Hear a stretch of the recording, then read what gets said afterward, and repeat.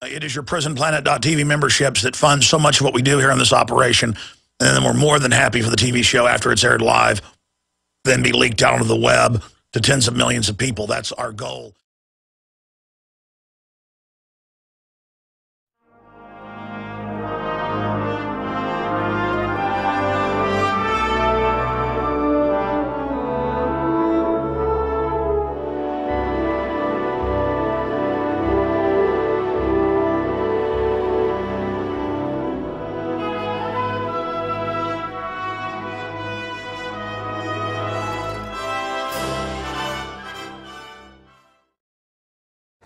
Look at the fruits of globalism. Look at what it does. Implode countries, create giant masses of poor people. And it operates via the hoax that the establishment wants to create prosperity when they want to create the exact opposite as a tool of control.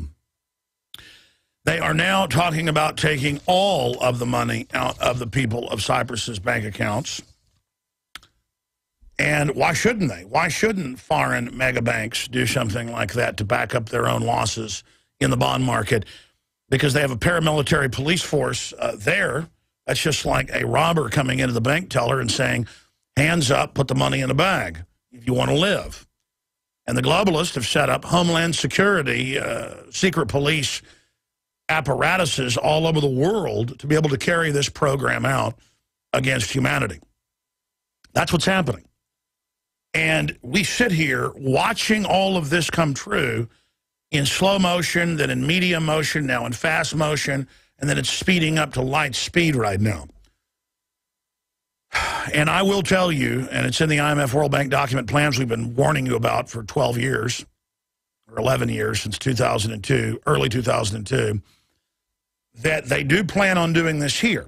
And that's why they've announced, oh, the NSA and the Pentagon and the FBI and every other agency, they're in your bank account live time watching everything you do. Gee, whatever happened to a warrant? Oh, they got to stop drug trafficking when it's on record that the big 6 Federal Reserve banks launder almost all the drug money. When you hear about a smaller bank getting busted for drug money occasionally, it's because they were laundering money of local cowboys. Local people, shipping drugs in themselves, which the establishment doesn't cotton to. The war on drugs, this is a no-brainer, but people still don't get this, some of them, is about making drugs illegal so you can boost the price in the black market and go after your competition selectively. Voila. And I don't get how the public doesn't understand that. I don't understand how that is the case. It's a fact. It's how the British brought down China over 50 years because the Chinese government made opium illegal a couple hundred years ago. And within 50 years, they'd fully taken the country over via corruption. You make drugs illegal, it boosts the price, and then you ship them in and then take control of the towns, cities, and then districts, and then finally China itself. And then they had the Boxer Rebellion against that, and the rest of it's history, but absolutely hellish. And this is the type of stuff being exercised upon us right now. Now, obviously, we've got an incredibly important broadcast lined up, and I will cover all the news when we come back. I did a rebroadcast yesterday on the Sunday show because it was Sunday. I will be back next Sunday, 4 to 6 live, by the way. I've done 2 Sundays taped just because a lot of stuff fell on those dates, but I'll be back next Sunday, 4 to 6 live, and I'll be here live this entire week. Thursday, Mike Adams is coming in with a bunch of breaking news, but I'll be here Monday, Tuesday, Wednesday, and Friday, and then back Sunday. And I just had a pretty interesting weekend here in Austin, Texas with family. We kind of had a mini family reunion out at a little hotel golf course resort. We didn't play golf, but that was where we went outside Austin. Have a very interesting story to tell about that. We were all sitting in a hot tub, myself and 3 local Austin business people by the pool at the hotel. And I'll tell that story later. I only bring that up because it was so amazing. We were sitting there talking about bankrupting the dollar, the globalist takeover, the plan to confiscate our firearms. And there was this guy sitting there for about 20 minutes while we were talking, watching us. And he got up and he said, look, we've taken over, you're not going to stop us. It was a bizarre conversation, but it was basically MSNBC. It was like he was regurgitating that, but he was such an authoritarian and laughing at us, saying our authoritarian takeover's here, you can't stop us. I'm going to be breaking that down and a lot more today, the latest on the open borders push and the Second Amendment. It is April 1st, 2013. I am your host, Alex Jones. We're going to be live here for the next 3 hours. We had him on for about 20 minutes last week. I'm getting him on for a full hour. Always interesting. Dr. Steve Pieczenik is going to be with us in the third hour. We will open the phones up so you can have a chance to ask him a few questions during that period.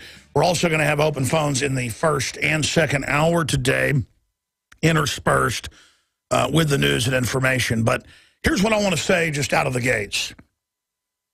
Just as North Korea lacks the technical ability to manufacture an automobile, just as North Korea lacks the technical capability to feed its own population, just as North Korea and authoritarianism in its purest form creates total collapse of human civilization, the total state is the collapse of everything. But those that wish to inhabit the total state always have such a relish for dominating and controlling that they can't allow anyone in their system to be free or open, so the society rots. But just as the West, not just China, but the West, ABB, the Swiss company that was headed up by Donald Rumsfeld at the time in 1996, transferred the nuclear reactors, sold them to them, so they could produce fissile material for atomic and hydrogen bombs. And that's on record, that the West armed North Korea. It's on record the West has moved our entire industrial capacity and capability to a large extent to the third world and predominantly China. It is a fact that we have been economically slowly strangled and culturally strangled. When you turn on the television, not just TV news, but any other system of establishment media, films, entertainment, you name it, it is all anti-liberty, anti-human, anti-freedom messages so that the United States can be fully broken. The globalists have always hated America because we were resistant to tyrants. And we became the example of liberty worldwide and the opposite of authoritarian centralization. Doesn't mean America has a perfect history, but the idea of rugged individualism is anathema to the enemy. So we are not just to be broken down, we are to be broken completely and, quote, re-educated. That's why our food and water is poisoned. It's why we're dumbed down. It's why they lie all across the country and say it's the law to take vaccines. And the new Canadian numbers just came out. 1 in 55 children have autism. They're killing us. I was talking to the lead singer of Anthrax last night. I'm going to get him on, by the way, guys. You've got to remind me. His number's in there in my phone. I forgot to give it to you. Because I was out to dinner with Dave Mustaine, and I was also out to dinner with the lead singer of Disturbed. I'm not name-dropping. The point is that Dave was staying at my house this weekend, here visiting, because they're moving to Texas. And I've known Dave for years, but he's been out here looking at houses, staying at my house off and on with his wife and daughter, and when his son comes to visit. But he comes out as well, and it's just they're all awake to the New World Order now. And he was saying most people he knows in the music industry are awake to the New World Order, but then it's the higher-ups, the management and people that are there basically pushing the establishment line and trying to not allow anybody to be successful who doesn't toe the line with the New World Order. That's why you see people coming out who are who've been pro-gun, like Sylvester Stallone, and I saw his quote last week. A month ago, he said restrict guns. I saw the quote last week. Guys, will you pull that up for me again? And he said, look, just get ready to turn them in. We're going to have to go to people's houses and take them. See, they're trying to break the ice here and just get you prepared to have your guns taken. It's really happening. And what am I getting at here? Authoritarianism is real. And it will overrun you like a staph infection, like a cancer. It will overrun you like a person being fed into a wood chipper feet first. And the pain is real. The tyranny is real. The wealth, the liberty is pouring out of us like someone who's had their legs chopped off. And we've got to admit that this is happening to get tourniquets tied around our knees or we're going to bleed out, which is the plan. And again, we're not a person who can't regenerate their legs. We can rise like the phoenix. The idea of liberty can do that. But we're bleeding to death right now. We're going into shock right now. And the globalists are doing everything they can to push us beneath the water to fully salt the earth of this republic. And if you look at what big government has to offer, if you look at the cult of government, where people that work for government or corporations that are associated with it feel this reflected glory and sense of power through the system. That's what they're doing. And I run into people who say to me, we are taking over, we are the collectivist, and you have failed, and you are weak, and you are pathetic, and I don't take what you say as serious. I don't listen to you. You don't count. And it's a mind game. Like Karl Rove telling reporters, I control history, I control reality, I'll change reality tomorrow, and you will dutifully conform yourself to that because I am the establishment. I am basically God. And we've seen Robert Gibbs make similar statements about how we lie to the public on things that are verifiably provable and on record, and then laughed at everyone. You know, when he talked about the drone program exists for many years, but I get up there and tell people in press conferences it doesn't exist, and then the media plays along with that. I remember at the time and said, okay, it doesn't exist. That's what I'm getting at here is you either revolt mentally, psychologically, spiritually, and make a break with these people, or we become North Korea. Because in North Korea, you watch the mass rallies and, you know, the inter-party members that come out. And that's only a few percentage of the population that are even allowed in the major capital-controlled cities. The other people don't even know where they are. They're basically living 2 centuries ago. The men and women are put in cages when they're in estrus, when the women are, like you breed animals, and then the babies are taken at birth and sent to government facilities to be basically trained for whatever specialized area they're in. And they've destroyed the basic human system there. North Korea is a globalist, communist laboratory of destroying humanity, of a boot stomping on the human face forever. And look, it's a third-generation, little, fat, pudgy, weak coward who grew up in the most luxury boarding school in the world for his entire life and obsessed with Hollywood and entertainment. And then now he's the dictator over people, threatening to nuke Austin, Texas, where I live, and they can't even get a ICBM off the launch pad. Their medium-range missiles are rotting jokes. But still, the globalists, who are tyrants themselves, need it as the supposed threat. So my point is, if you don't refuse to absolutely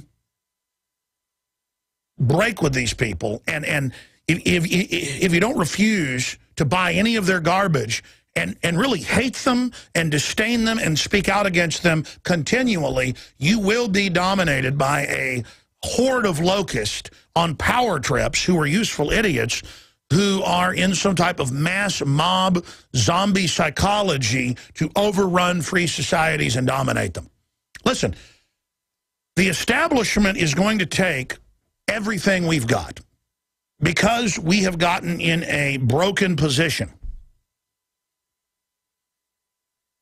We have put ourselves in a position of a broken prostitute who got off the bus when she was 17, a runaway, you know, from Kansas, in some place like Los Angeles or from Illinois. And she gets off the bus and wants to be a movie star because the narcissism of television and the culture, she buys into that.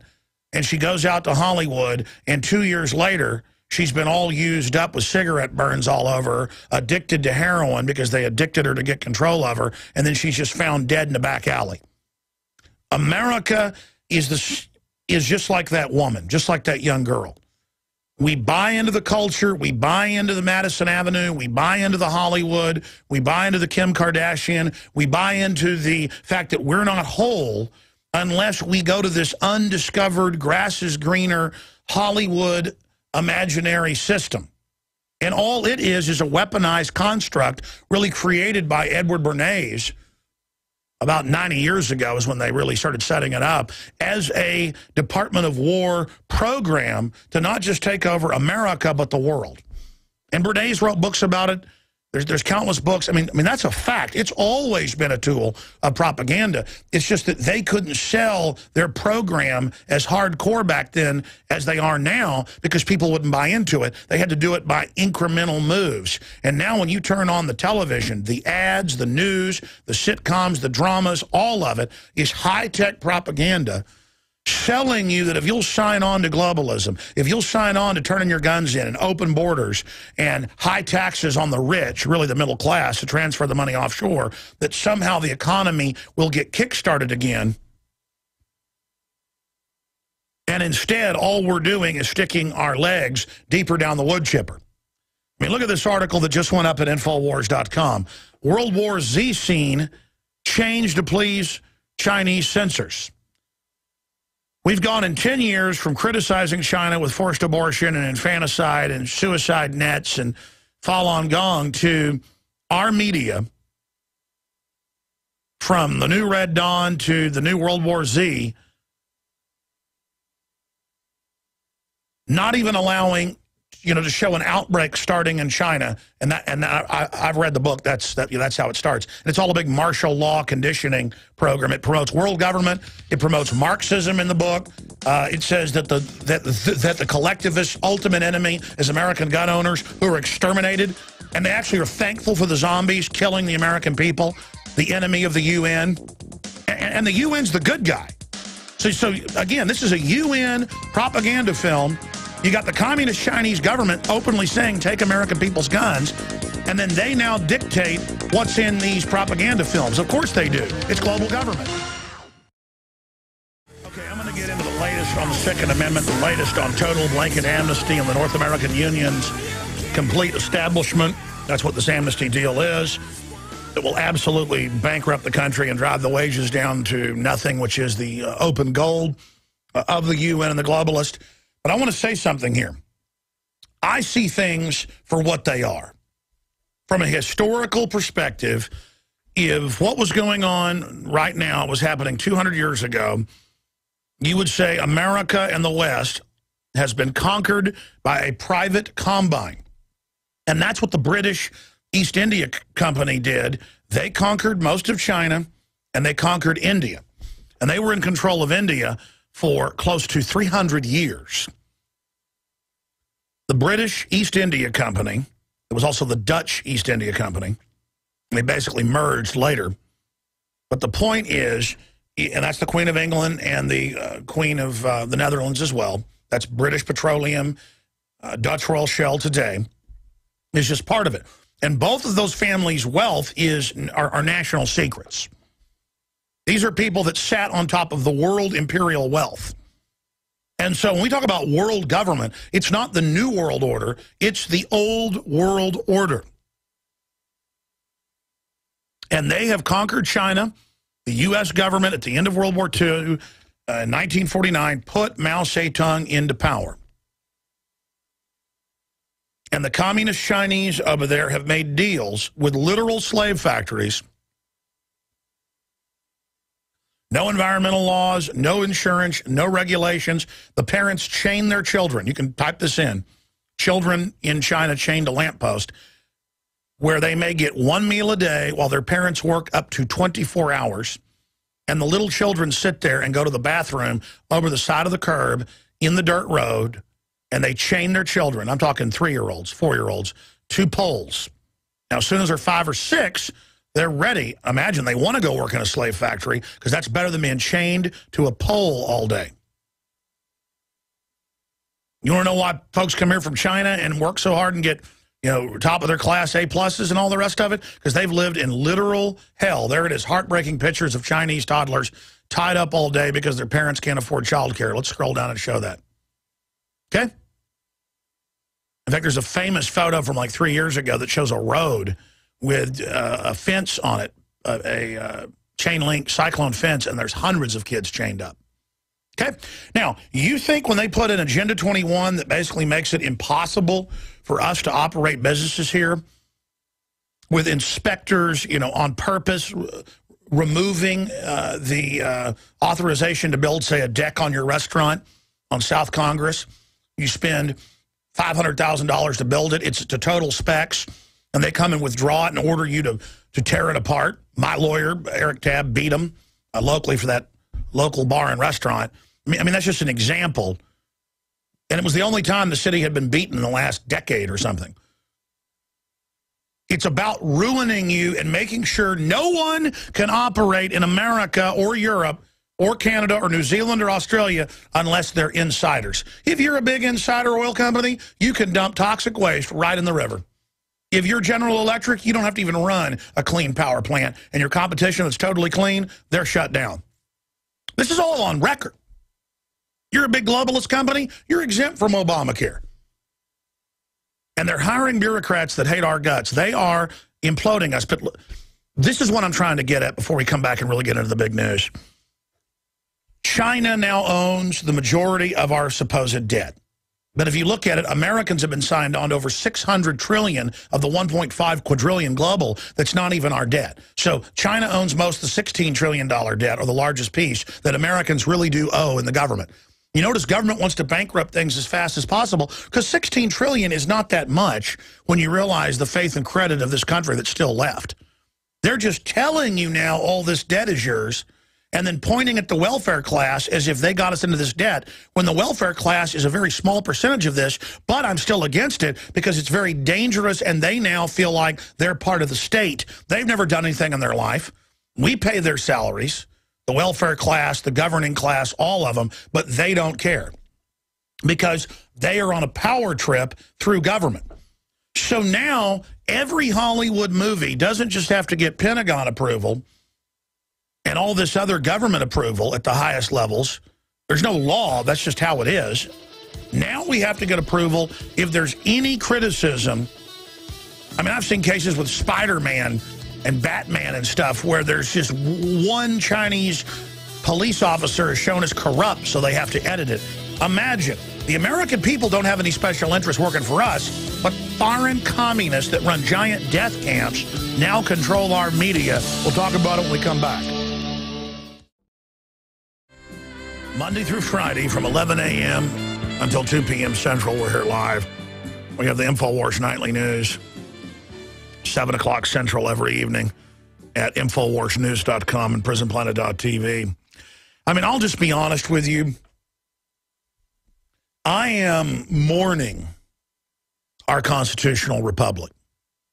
Completely captured by rapacious, predatory, anti-human, eugenics, transhumanist adherents who fully control most of the world's resources and have control of fractional reserve banking and fiat currency so they can just create unlimited money to impoverish us. They use the fiat not to empower because of mechanization and industrialization. All these supposed symbols of wealth are actually very, very easy to be delivered to the public. Instead, they are building a nightmare anti-human system of mass culling. And just to have it hit you that communist China, wildly authoritarian, wildly abusive, and you don't even hear that in the news anymore. And it's because globalism has taken over. The globalists are now able to not just have the foreign IMF and World Bank and Federal Reserve control our currency, our credit, and the nation's credit rating and future and sign us onto their debt through economic conquest, as they're doing other countries. They have teamed up with the communist Chinese with 1,300,000,000+ people who are a eugenics death panel society as collectivist and, basically barbarous as you can get. And now they have movies coming out where the UN is exterminating not just zombies, but any humans that won't accept global government, and it's called World War Z. And the communist Chinese don't like the fact that the outbreak happens in China, and so that's been edited so that the Communist Party is happy. I mean, of course they told me we couldn't hand out magazines anywhere in downtown Austin a few weeks ago. Of course they said we can't have Infowars.com on our car now. The police with straight faces, writing tickets. Of course the police chief where I live says ban, semi-autos or anything with 10-round mags as a start and don't have private sales because they want to confiscate them. Of course we live in authoritarianism. You don't get a job now unless you're going to do what the authoritarians say. And it's always going to be more by increment. And here I sit in America, and the communist Chinese, under just direct orders, said you can't have Red Dawn showing communist Chinese invading via Mexico, where, by the way, the Chinese military is massing. But it won't be the Chinese invading us. They'll be invited in under globalism. I mean, they actually have drills like NLE 9, 10, and 11 under FEMA in 2009, 10, and 11, where the Chinese military openly trained, along with 15 other countries, to, quote, take on domestic extremists. And then we got the training manuals, wrote articles about it, and it was to go after gun owners. Our military and the 5th branch Homeland Security operating domestically trains now and says in the news, this is now headlines, to take on gun-owning, conservative, libertarian, returning veterans, and, quote, white men. And see, that's the unifying thing. Collectivism, anti-gun, anti-family. Just say it's anti-white and then sell it as racial branding. And you turn on MSNBC.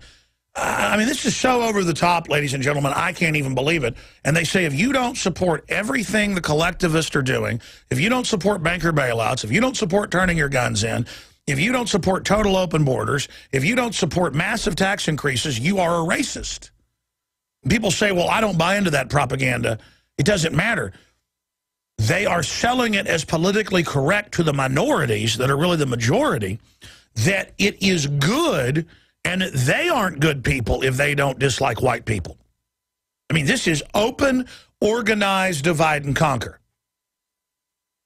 And, of course, the ultra-rich white people and others that own and run this, they're never going to be touched. They're never going to. No, it's all about getting all of us, while they implode the economy, while they bring down our society, getting us all fighting with each other where we see what color we are or what region we're from as the only issue, and not, hey, why is $85 billion a month in a robbery? Because they're going to make us pay this back in taxes and regulations and inflation. Why is that going to the private Federal Reserve and more than half of that to foreign European banks? I mean, that's on record, that half the $85 billion roughly, or a little more than half, goes to foreign European banks, but the Federal Reserve will not tell the Senate and House Banking Committee where the money goes. I could play you the intro from the Obama deception, where the different senators are selling, tell us where the bailout money went. No, I won't tell you, says Ben Bernanke. No, I won't tell you, says the Treasury Secretary at the time, Paulson. And it's the same thing every week. If you watch the hearings every month, it's the same story. I live in a country where the communist Chinese, who own the biggest factories in the world and are billionaires, every one of the inter-party members, up-teen billionaires living in giant fortress palaces, helicoptering out to their weekend retreats with giant greenhouses, obsessively with only the purest non-GMO seeds and water. That's even in the news. Communist Chinese insiders, eat organic food, are obsessed with it. They don't take the vaccines. They don't eat the GMO. They are a eugenics operation. They're to kill their own people. They're to enslave their own people ahead of the robots replacing them all. And China is the place where all the GMO, human cloning, genetic engineering, cross species, half plant animal, humanoids, animals, cows that produce human milk. They had that 8 years ago. Rhesus monkey pets that glow in the dark that are part jellyfish. That's 15 years ago. I mean, Pepsi factories with human fetal cells flavoring. I mean, this is all on record, just beyond Blade Runner. And we're here in America watching sitcoms, watching dramas, where in every sitcom and every drama and every cop show and every thriller, every one of them, you are listening that watch TV out there, you know this is true. Every show, if you don't like vaccines, you're a terrorist, child molester. If you care about guns, you're secretly Al-Qaeda. If you're white, you're all secretly racist. Total, just every show, the father's scum, men are dumb, men are foolish, women run everything. I mean, this is full-on war. How do you think the globalists would bring in world authoritarianism? They do it like they're doing it right now. And does that tell you how important this broadcast is? I talked to Dr. Pieczenik and I talked to other big insiders. I talked to, I don't even have time to do it now. Every day, it's incredible. I'm not bragging. I'm saying I haven't even realized who we are and how important this broadcast is. And I'll be quite honest. By the grace of God and your prayers, are we even alive and on the air right now? But there's coming a time when the globalists probably are just so arrogant down the open, they're not going to care. They'll want to smash Alex Jones right in front of you because it's just, I mean, they're now saying we took 10%, we took 40%. Now we may just take 100% of everybody's bank accounts. And it turns out the president of Cyprus, you know, the leaders of their parliament, all the insiders months ago got all their money out. Of course they did. I mean, if you're a maid who saved their whole life or a school teacher, now they're saying, well, you know what, we just took 40% of your money. You know, well, I think we're going to take 60 and maybe everything. And they won't let you get your money out of your bank account. They're going to take everything, folks. Thomas Jefferson said the level of tyranny you will live under is the exact level that you will accept. I told you they were going to take everything out of your bank account. I told you they were going to bankrupt every city in the United States and put it under emergency receivership to the globalists that created the fake debt bubble and got your cities to invest in bad derivatives. They wanted the cities to invest in derivatives, then hold everyone hostage saying, too big to fail, all the pension funds, all the city funds, all the county, all the funds will go under.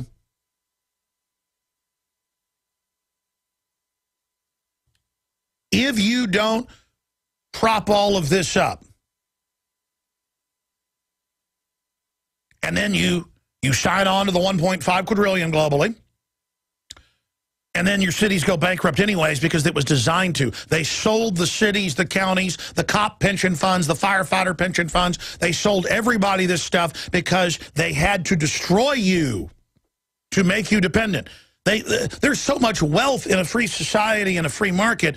The IMF and World Bank and Exim Bank, all they talk about is getting rid of wealth that's privately held, killing overheating economies, as they call it. If we have a 4% growth rate, they call that overheating, but China can have a 14, 15%, and they don't call it overheating. Because the globalists have overheated it with slave labor that centralized the wealth transfer, didn't go to the people, to burn out the rest of the world's economic system. There was China at some times with 14%, on average 11% growth rates. According to Western Cook numbers, that kept it down because they were using our numbers to crunch it, more like 25% growth rates. Red hot, white hot economy. That was only a economic military system to shut us down. And, you know, I was telling my wife this morning, I said, you know, sometimes to see something super far away is almost bad because as it gets closer to you, you become comfortable with it and get over your concern and the fight or flight instinct to actually do something. So I saw the ship over the horizon, you know, with basically spidey sense, historical sense. Wasn't even that. It's just out in the open radar. But for the general blind public, I saw it over the horizon. And I warned everybody, just 2 + 2 = 4, and they said that was a conspiracy theory.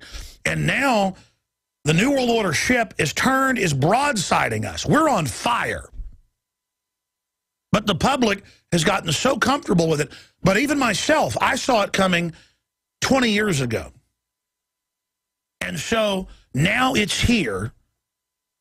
And it's going to get even closer. I mean, you know, they're only firing for the first time now. You know, say they're a galleon, a pirate galleon.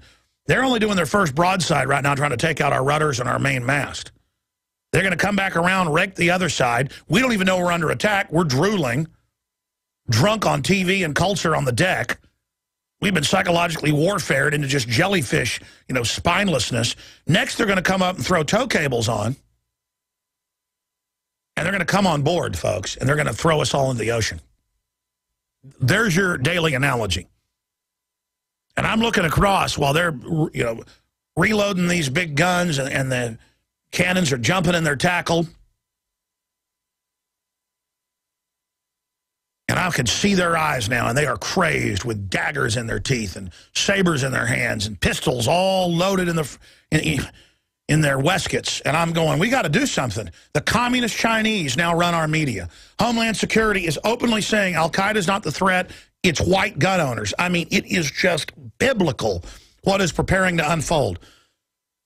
And then I'm talking to all these different former high-level people in government and current ones, and they tell me that they go to CFR meetings and they go to Pentagon meetings, and most of the people there are listeners and are all upset about what's happening, and they don't know what to do. You don't know what to do? You listen to my show, and you're just, quote, glad I'm there? Glad I'm here? I'm going, hey, pirate ship, it's firing on us. And you're all going, yeah, you're right. Ben, Alex, you're great. You recognize the pirate ship right as a cannonball takes off somebody's head.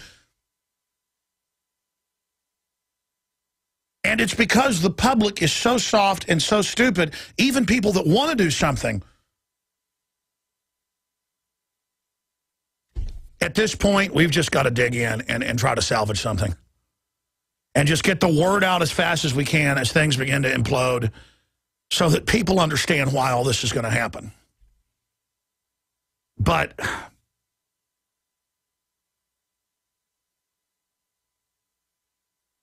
to now know that they are openly announcing plans in Congress to start going over the bank accounts, stealing our money, virtual added taxes, Tobin taxes, wellhead taxes, and the design is to destroy us. We are being conquered. We're under total psychological warfare and economic bombardment.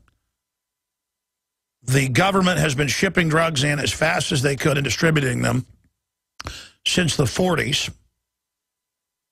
And now they've finally gotten America so culturally rotten and so decadent and so disconnected that people have become nihilistic.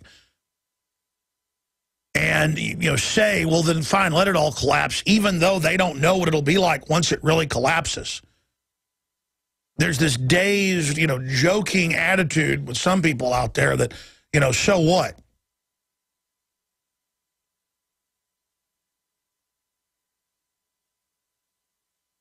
This is all real, folks. It's all now happening exactly as we said.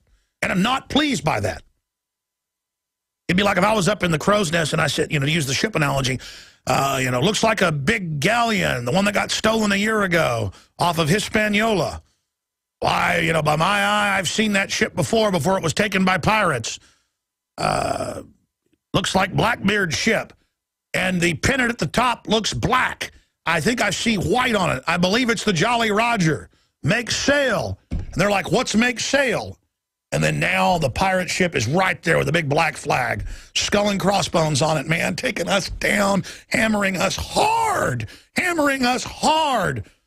And you see all the traitors. It's so painful to see all the traitors showing who they are. All the big Protestant Catholic churches, police chiefs that have been pro-gun saying, turn your guns in. The great time of evil is here. And when we come back, I'll briefly tell the story, start the next hour, and take your calls and get into all this news.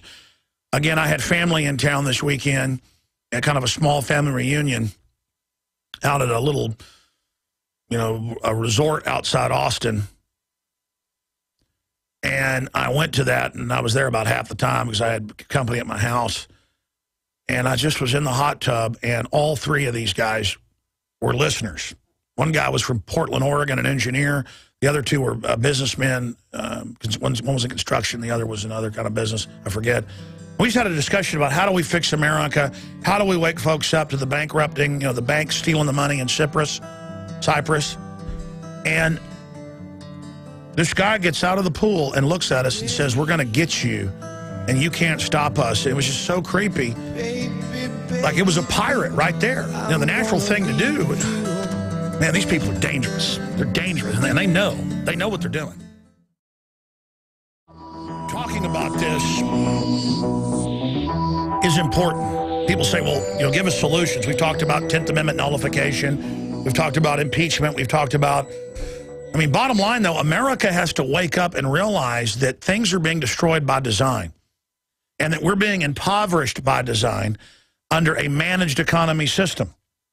In fact, there's a big article out today that's getting a lot of attention where David Stockman, the former head of one of the most important offices, the Office of Management and Budget under President Reagan, says we've been taken over by a criminal cabal that is robbing us and destroying us. They've had two Federal Reserve presidents of Dallas and Kansas City come out, that's a big deal, and say crony capitalism's taken over, we're going to be bankrupted by design. There is no future here. Do you understand? We're being destroyed, arsoned right now.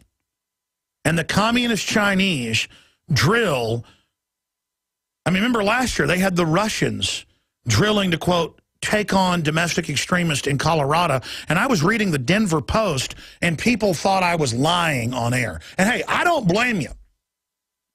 You know why? Because that sounds crazy. This is crazy. To have the communist Chinese telling us what we can do. And I told the guys in the hot tub after this establishment authoritarian collaborator left, when I was in that hot tub, I gave him Rob Dew's email because he's good at reading his email. And I said, later in the week, we'll get, a couple of you guys on if you want to tell the story of what you saw because it's so unbelievable. We're all calmly sitting there in a hot tub going, I don't know how we bring together, the country. I don't know how we unify people around the Bill of Rights and Constitution. The Cyprus situation, they're going to suck our accounts dry here. It's the Federal Reserve. It's the crony capitalist. How do we get our industry back? And one guy worked in utility contracting. He was talking about how they were shutting the power plants down.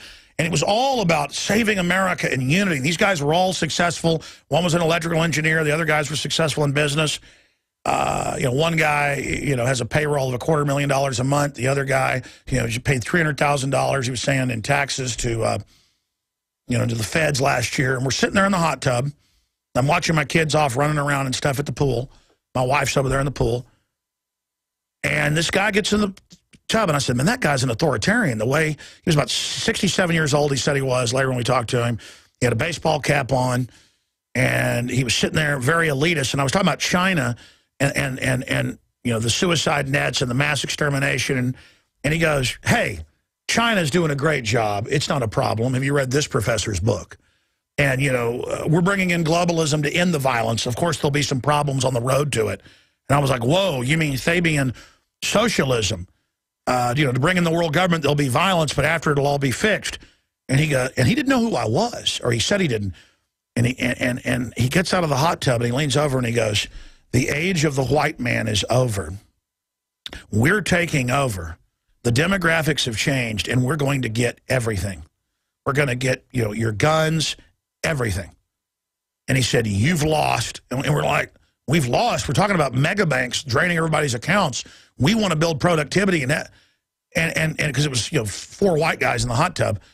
And I'm like, you're here at a resort enjoying the free market. This stuff doesn't exist in socialist countries and places that have become corrupt. It falls apart.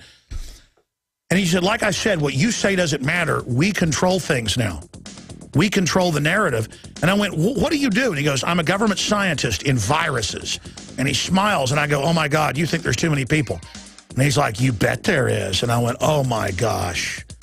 He goes, I don't know who you are, and you don't count. And the other guy said, obviously, he meant he knew who I was. He just wanted to say, you don't exist to me. Like, it's where they speak down to us. This was an actual authoritarian enemy operative friends, we're now into hour number 2. I will open the phones up in the next segment. I'm going to give the number out then. They're not open yet. We're going to get into the incredible world government takeover and what it looks like, what its plans are, and the fact that it's 100% clear they're going ahead with their program to bankrupt all independent private wealth not controlled by the crime syndicate in this orgy of authoritarianism that is now starting to take place. But if you just joined us, I was telling a story about my mom had an idea to go out to one of these, it was a Hyatt hotel outside Austin, Texas, like a golf course and the river's out there, and there's, a big swimming pool and stuff for the kids. So we thought we'd have some family into town, just have a small little family reunion for Easter and go out there. So I'm sitting there in the hot tub, and it's an upper end, nice hotel. And there's 5 white guys. There were other, quote, groups of people out there, but it had to be 5 white guys in this hot tub over at 10, because there were 2 hot tubs.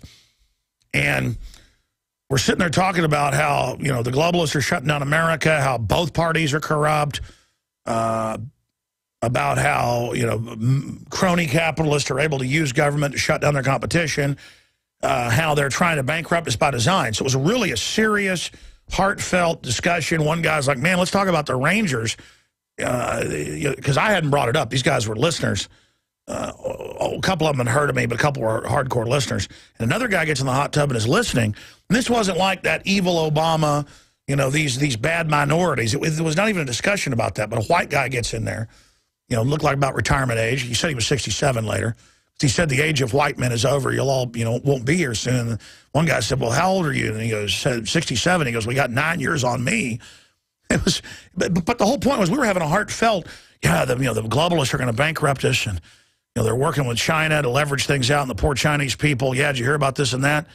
Yeah, and I'm sitting there talking to the engineer, and the guy's sitting there. He starts defending communist China, and I went, so you're a collectivist? He goes, yes, I am. He goes, I work for the government.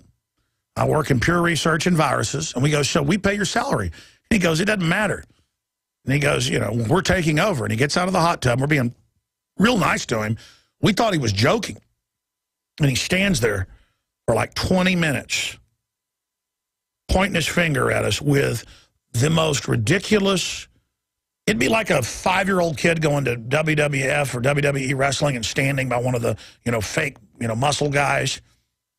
Or, fake tough guys or whatever. I'm sure they are tough guys, but, it's like ballet. One of the actors. And actually, little kids feel powerful, reflected glory, standing at the knee of a big man.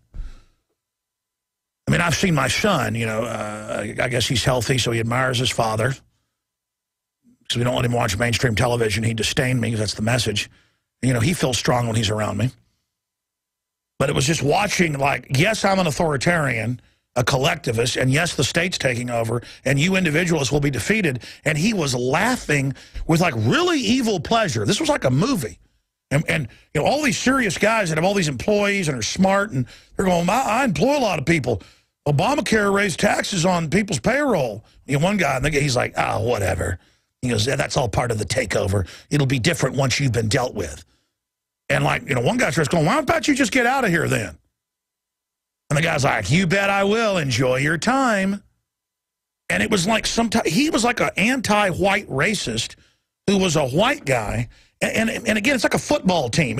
White, black, whatever, they're playing us off against each other. It's globalism. We're all being targeted. But it's like this delusion now with the Democratic Party. And I'm not even a Republican. People know that. But they play the part of the other choice, which is so close to the Democrats, it doesn't matter. And that's the issue. They're going to open the borders up now. They're saying, well, that's the way it is on Fox News. Everyone agrees we have to do this. What, legalize the 30 million illegals? It's not 15 million or 11 million. Who then are highly nationalistic and taught not to want a Bill of Rights and Constitution, but to see the government as their friend. And then there's a racial affiliation that's force-fed. I mean, it is pure balkanization. And this guy was so creepy and on a power trip. All right, ladies and gentlemen, we're into the second hour here today. I want to go over a bunch of the top stories and then go to your phone calls. I want first-time callers, again, give you a chance to call in, and I want to get your take specifically. We don't screen your calls when you call in, but we ask you sometimes that when I want your take on something, I'd like to have you call in on that particular subject. So please humor me there. They're now bankrupting cities all over the United States by signing the cities onto global derivatives. In the last 4 years, pension funds, public and private, have been ordered outside of law. But if you don't, the regulators shut you down and send you to jail for having a crooked toenail. The regulations are written where it's impossible to follow all the laws. They've ordered all the big pension funds to invest in the failed derivatives, not to bail the derivatives out, but they've already been triaged, but to destroy the wealth because they want to be able to come in and buy everything up for pennies on the dollar and social engineer after the economy has been destroyed.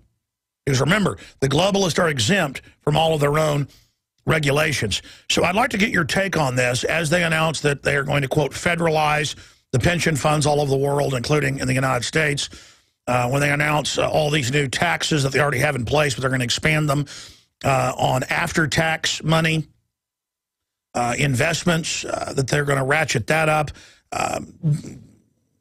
Do you realize the Republicans are openly pushing right now with the Democrats for total amnesty when you're not going to get amnesty going down to Mexico or going down to Guatemala or going to, one of these countries? You have to go through their system. No other country in the world tells foreigners, except Europe, European countries, come here, have your baby free, have everything paid for. This, again, is designed to bankrupt the country, then have groups of people that see themselves as clients of the state. And as I was told by a scientist who says he works for the government in viruses, the demographics have changed. We are going to get your guns. See, I mean, if we brought foreigners in here and trained them in the Bill of Rights, Constitution, had a free market, created wealth, created workers, it would be a good thing. But it's not, because it's a globalist program. They always sell us on, let's turn the guns in for the children. And we're like, more guns actually lowered crime. Never mind that. Turn your guns in. When actually they want our guns so they can authoritatively dominate us. And I know you know that, but it's the narrative of the gullible public. We're in a North American Union. Europe is being imploded into larger unions.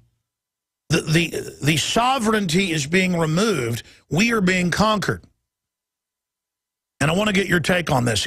Here are some of the headlines. Let me just read you some of the headlines here. Mega rich withdrew millions from Cyprus before looting. And that's a Infowars.com story that's linked on drudgereport.com. On the lower left-hand side, there's a bunch of news right there. It's all also up at prisonplanet.com. Mega rich withdrew money from Cyprus before looting. News that Cypriot president family moved 21 million euros to London days before the bank accounts of his people were looted as part of the bailout deal serves as another reminder that while the media portrays the victims of Cyprus' haircut as the mega rich and wealthy Russian oligarchs, the real victims are middle-class families and small business owners. Well, yeah, the Russians got it out months before. Now the Russians are saying, we're not going to bail out any of our bank holders, just like they have with the FDIC here. FDIC, Federal Depositors Insurance Corporation. It's all a big joke. Folks, this has been done over and over again. How many Mexican presidents steal billions of dollars after they sell their country out and then run to Switzerland to live in, $500 million houses? Look it up. And it's the same thing. Our leaders in Europe and here in the U.S. and Canada, Australia, New Zealand are doing the same thing that Latin American leaders have done to their people, the same thing Asian leaders have done. And the president of Cyprus will be allowed to run off with $21 million. He'll be allowed to run back to the city of London, the city within the city, the private city that's above the law. And they've got all these other subsidiary companies. I mean, 21 million is nothing. What one, Salinas, Mexican president, what was it, back in the 90s, ran off with like 30 billion himself or something. And he's got places in New York, and he could still go to Mexico. I mean, he totally committed crimes. But see, the society now is just going to collapse. Because, well, if the president's going to steal that, why shouldn't I steal? Or if the government doesn't pay its own taxes, rich people, why should I pay? And the whole society falls apart. And that's all this New World Order is just a system of crooks that exempt themselves from the laws that they themselves have written by their minions. And now they've taken 40% of the bank accounts. Now they're saying they may just take everything. And now they're going, oh, yeah, this is the model for Europe. In fact, that's in the BBC today, that indeed, what I told you weeks ago, it's a no-brainer. Oh, yeah. This was a test by the EU to do it in the other countries. Of course it was.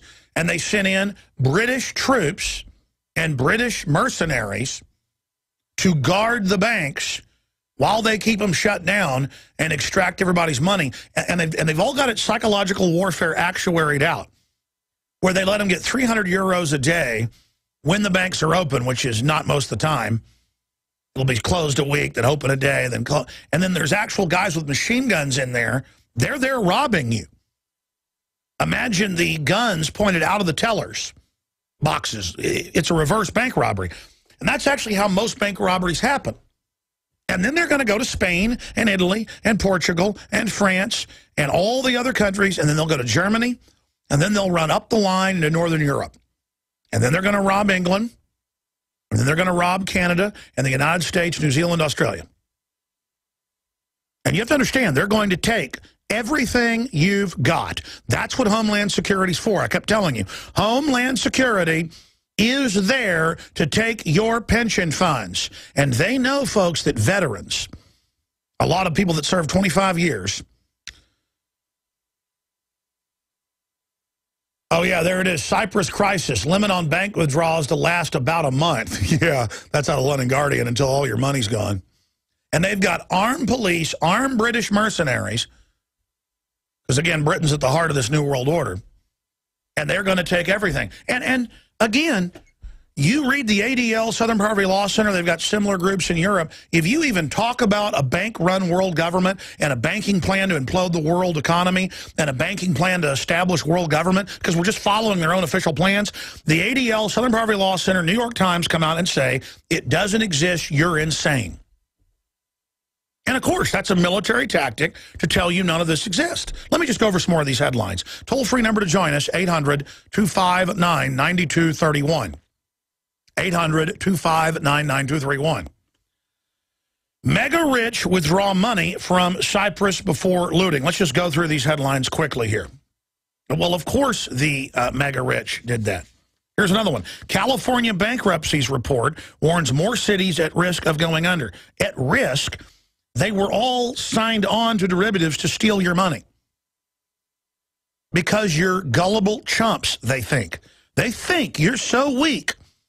And of course they want all the guns now and the demonized guns. Folks, the UN says in the official treaty that threatens the legitimate power monopoly of the state.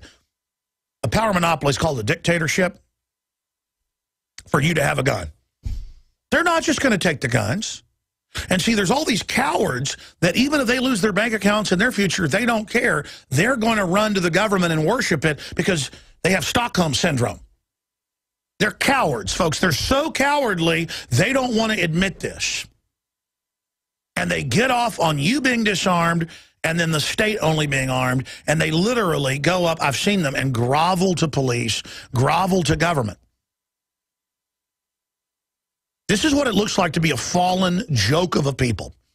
And I don't say that to put us down. I'm really sad. In fact, I had nightmares after I talked to that guy Saturday night. I woke up. I don't really usually have nightmares. Or if I have a scary dream, it's more like entertainment. I woke up just in a sweat, so sad for how evil that guy is and how pathetic he was. Like I had sorrow in the dream for how pathetic these people are. That they're so horrible and so weak and so evil and so dangerous and so pathetic, and that they're going to have their way. They're going to bring America down. They're going to wreck everything because they hate goodness. They hate success. They hate wealth because they're nobodies. They could only have a job through government or big mega corporations with government contracts. They hate those of us that are strong, those of us that are beautiful, those of us that are virtuous, those of us that are talented, those of us that are hardworking. We're the enemy. And they love playing the great game of divide and conquer, and they're going to bankrupt everything. And they're going to dominate us and run our lives. And they're going to set up checkpoints and break our families up and rape our wives in front of us in FEMA camps and kick our brains out and torture our children in front of us. Just like they do at all the military bases, hundreds of them worldwide, black sites, where they torture small children in front of their parents. Now, we're not going to get to that point because there's going to be a civil war in this country. And they know that too. And they're so drunk on power, they don't care. So I'm going to tell the police and military and all of you that are going to side on the side of this thing, you are going to be destroyed in this. And that's part of the plan. You're going into a trap. And I wish that you weren't going to be part of this. But I understand you've been brought up to be childlike and to have fantasies and to watch fantasy movies and imagine yourself as Rambo. And your children. And that's why we're going to have this get so bad. We'll come back with your phone call. Stay with us. Again, all major Hollywood movies now have to get script approval from Communist China and the Communist Party. That's official. And I'm reading the comments on Infowars.com. A couple people are like, hey, you don't want to make $1 billion or a billion-person market upset at you. No, you do want to have your free speech across the board to get everybody used to hearing free speech. Or then you can't say or do anything because it might hurt someone's feelings. And by the way, I've read the book. It just shows outbreaks in different regions of the world. And actually, it's pretty pro-communist Chinese. And actually endorses Marx and collectivism and praises the Chinese government. But see, then, oh, well, we don't even want to show something bad in China now. You see, it then turns to that, so they re-edit the film, they re-edit the trailer. And then it's only, Chinese can only be shown as good guys and you as bad guys. Oh, and you can't criticize China's record. You can't say China is producing too much GMO. You can't say China has got unfair tariffs against us with their currency kept low. No, you just can't say anything. And then Americans are like, well, that's good. It's good to have a foreign government, Chinese party, Communist Party, tell us what to do. I mean, you tell people 10 years ago, the communist Chinese will control what we do in our country and will own our debt and will put out public memos in the People's Daily saying we want to help Obama disarm the American people and, quote, this is a quote, wage a war on American gun owners. And it's not even news. And then they have drills with troops from Russia, China, Germany, you name it, in the Denver Post. Going, oh, they're having drills of taking on local extremists. And you read NLE 09 particularly on FEMA's website, and it said troops from 15 nations practice taking on domestic extremists. Our government has a deal. The first one they did was about 12 years ago, and it was in the Washington Post, with Canada and Mexico to, quote, deal with American extremists during a civil war. And then you notice they had the Olympics a few years ago in Canada. U.S. troops were in Canada patrolling their streets and searching people. Martial law. And they just do it. See, U.S. troops and Mexican troops will go to Canada. We'll go to Mexico. And there's U.S. troops in Mexico, make no mistake. That's why a lot of them are getting killed now. Only occasionally does it end up coming out in the news. Like, how dare they shoot up the Marines, part of a diplomatic detail, driving through the town. And what happens when the Mexican mafia, working for the globalists, starts killing the police around here? Well, they'll just roll over and do whatever they say. Just like they have in Mexico. And this is how countries fall. And then all the other organized crime gangs are coming in, and no one can say no to them. Everyone is just cowards. And in a nation of cowards who just give in to corruption, man, you lose everything. America's had its problems, but people, in the old days, if some robber baron or the railroad tried to take everybody's property, people would just get together and go have a gunfight with them. There were thousands of sagebrush battles from Texas to Colorado to Washington State. And the only reason we have any wealth or money or any due process is because our ancestors would kill people if people pushed them around. And the globalists know that and remember that, and they're getting ready to take everything. to arrest patriots, torture sinners. I mean, they've got it all planned. And they're coming out in the culture and all the movies, the video games, all the major shoot-'em-up video games in America now. I went and checked like 5 of them a few months ago. You torture militia members in America. Pull our teeth out. Just, you know what, you're anti-UN takeover? You practice ripping our teeth out. Kids are all simulating killing us right now. Simulated murder games. It's a total scientific full-spectrum takeover. But if you are just aware of the full-spectrum takeover, it's over. But the average coward will go see a movie like Olympus Has Fallen and really believe that that's all real. You notice North Korea said they'd blow up the White House right as that movie came out. See, China runs North Korea, and the New World Order runs China to a great extent. It's all scripted.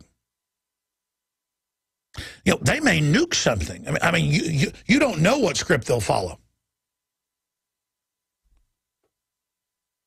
Oh, look at the LA Times. Is China exerting undue influence on Hollywood films?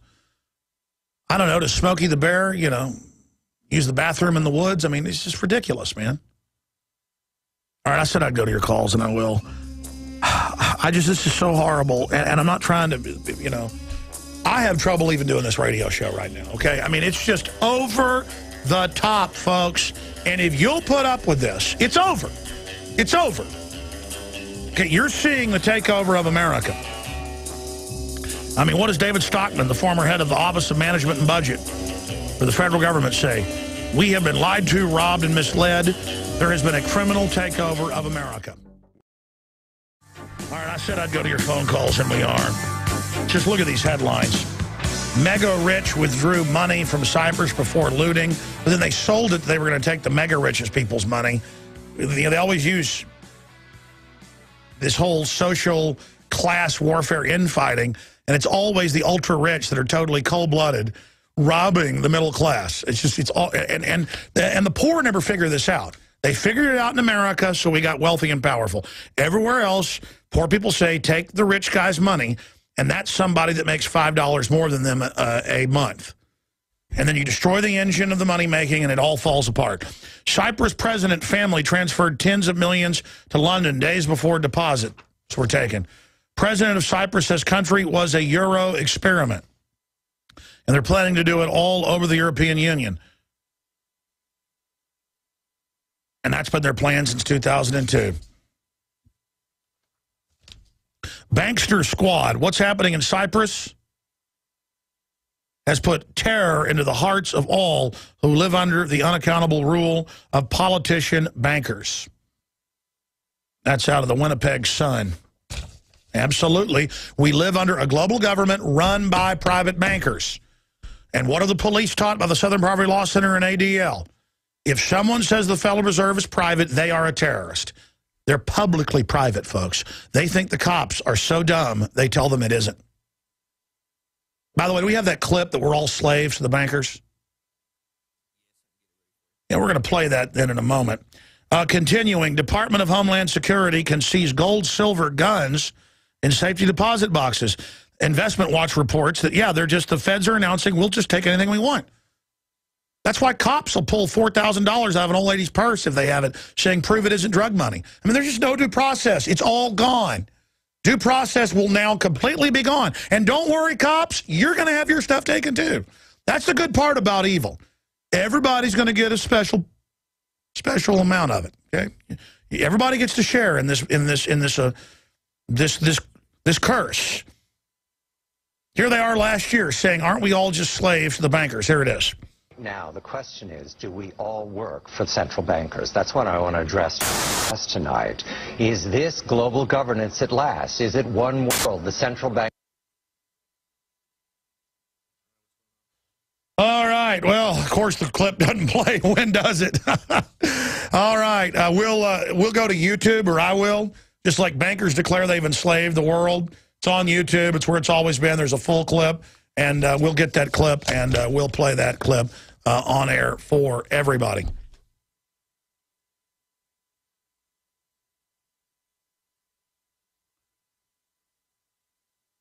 Oh, God help us. It doesn't matter. We could have them all in a boardroom admitting they did it to us. People begged to be destroyed. When the public becomes like a rotten possum in the sun, dumbed down on Prozac and Ritalin and everything else, they just want to be destroyed. It's what people want. It's what they need.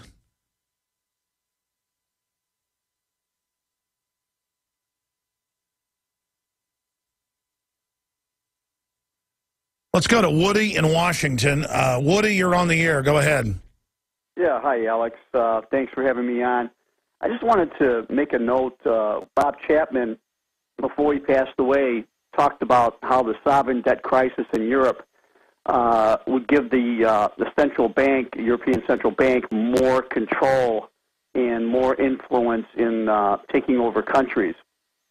And how this ties in with how the Cyprus situation is really becoming a financial oligarchy model for how the rest of the world is going to be taken over and how the wealth is going to be confiscated.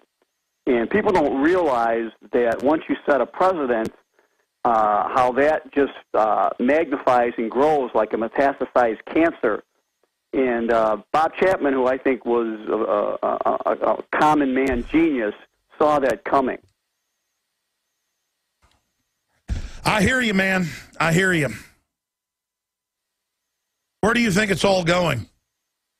Well, it's like what George Carlin said.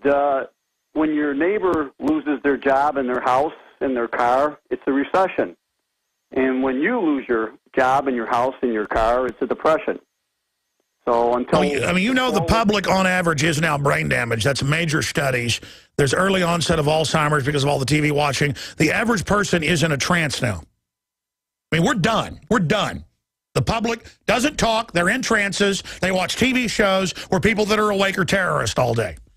So it's just going to all implode because people want it to. They can't help it. They can't help it. People have a will to fail and fall when civilizations go into this. I mean, my God, they now are saying they're going to start killing babies up to age 3 if parents want to kill your children. But if you want to raise your kids good and spank them, if they try to walk out in the street the 3rd time, they will try to take your kids. When there's no law, you can't spank your children. I mean, things are totally upside down now. Things are totally and completely upside down now.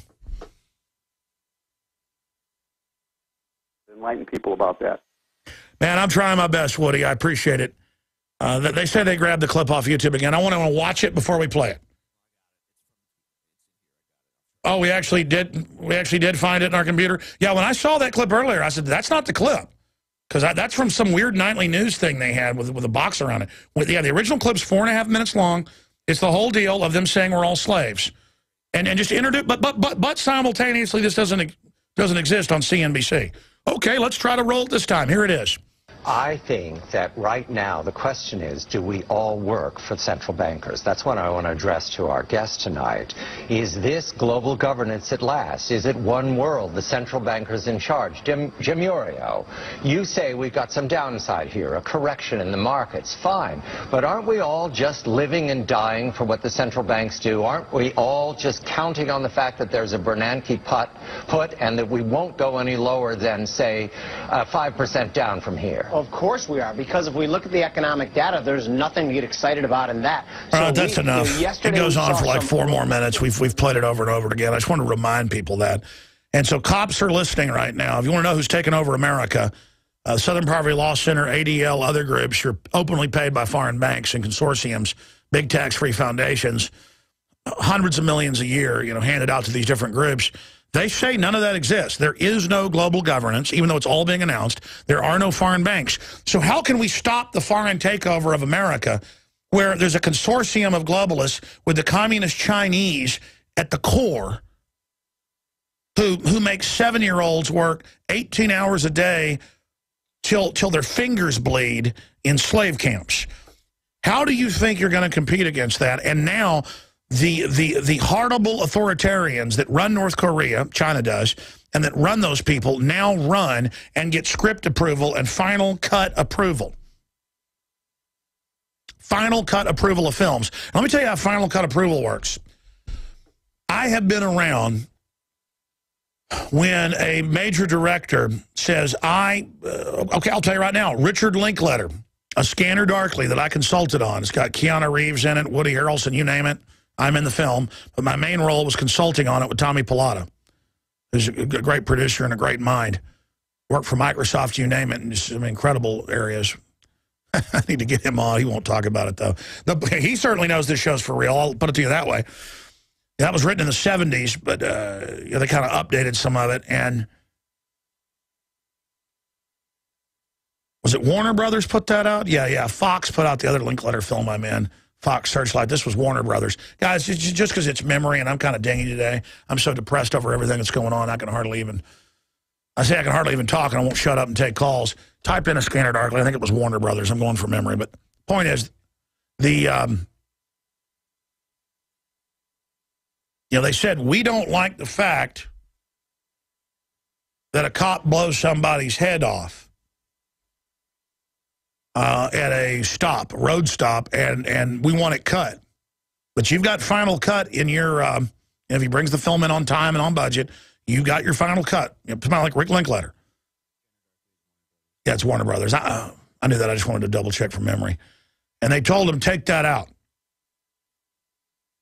And then if you don't take it out, they just don't promote it. And I've been told that by rock stars, rap stars, just newspaper people, everybody. That's why America's like this. And now the communist Chinese are saying what can and can't be in movies. They don't want to show an outbreak in China. Even though the film is a communist UN film where in the book, communism saves the world and the enemy is gun owners that must be mowed down.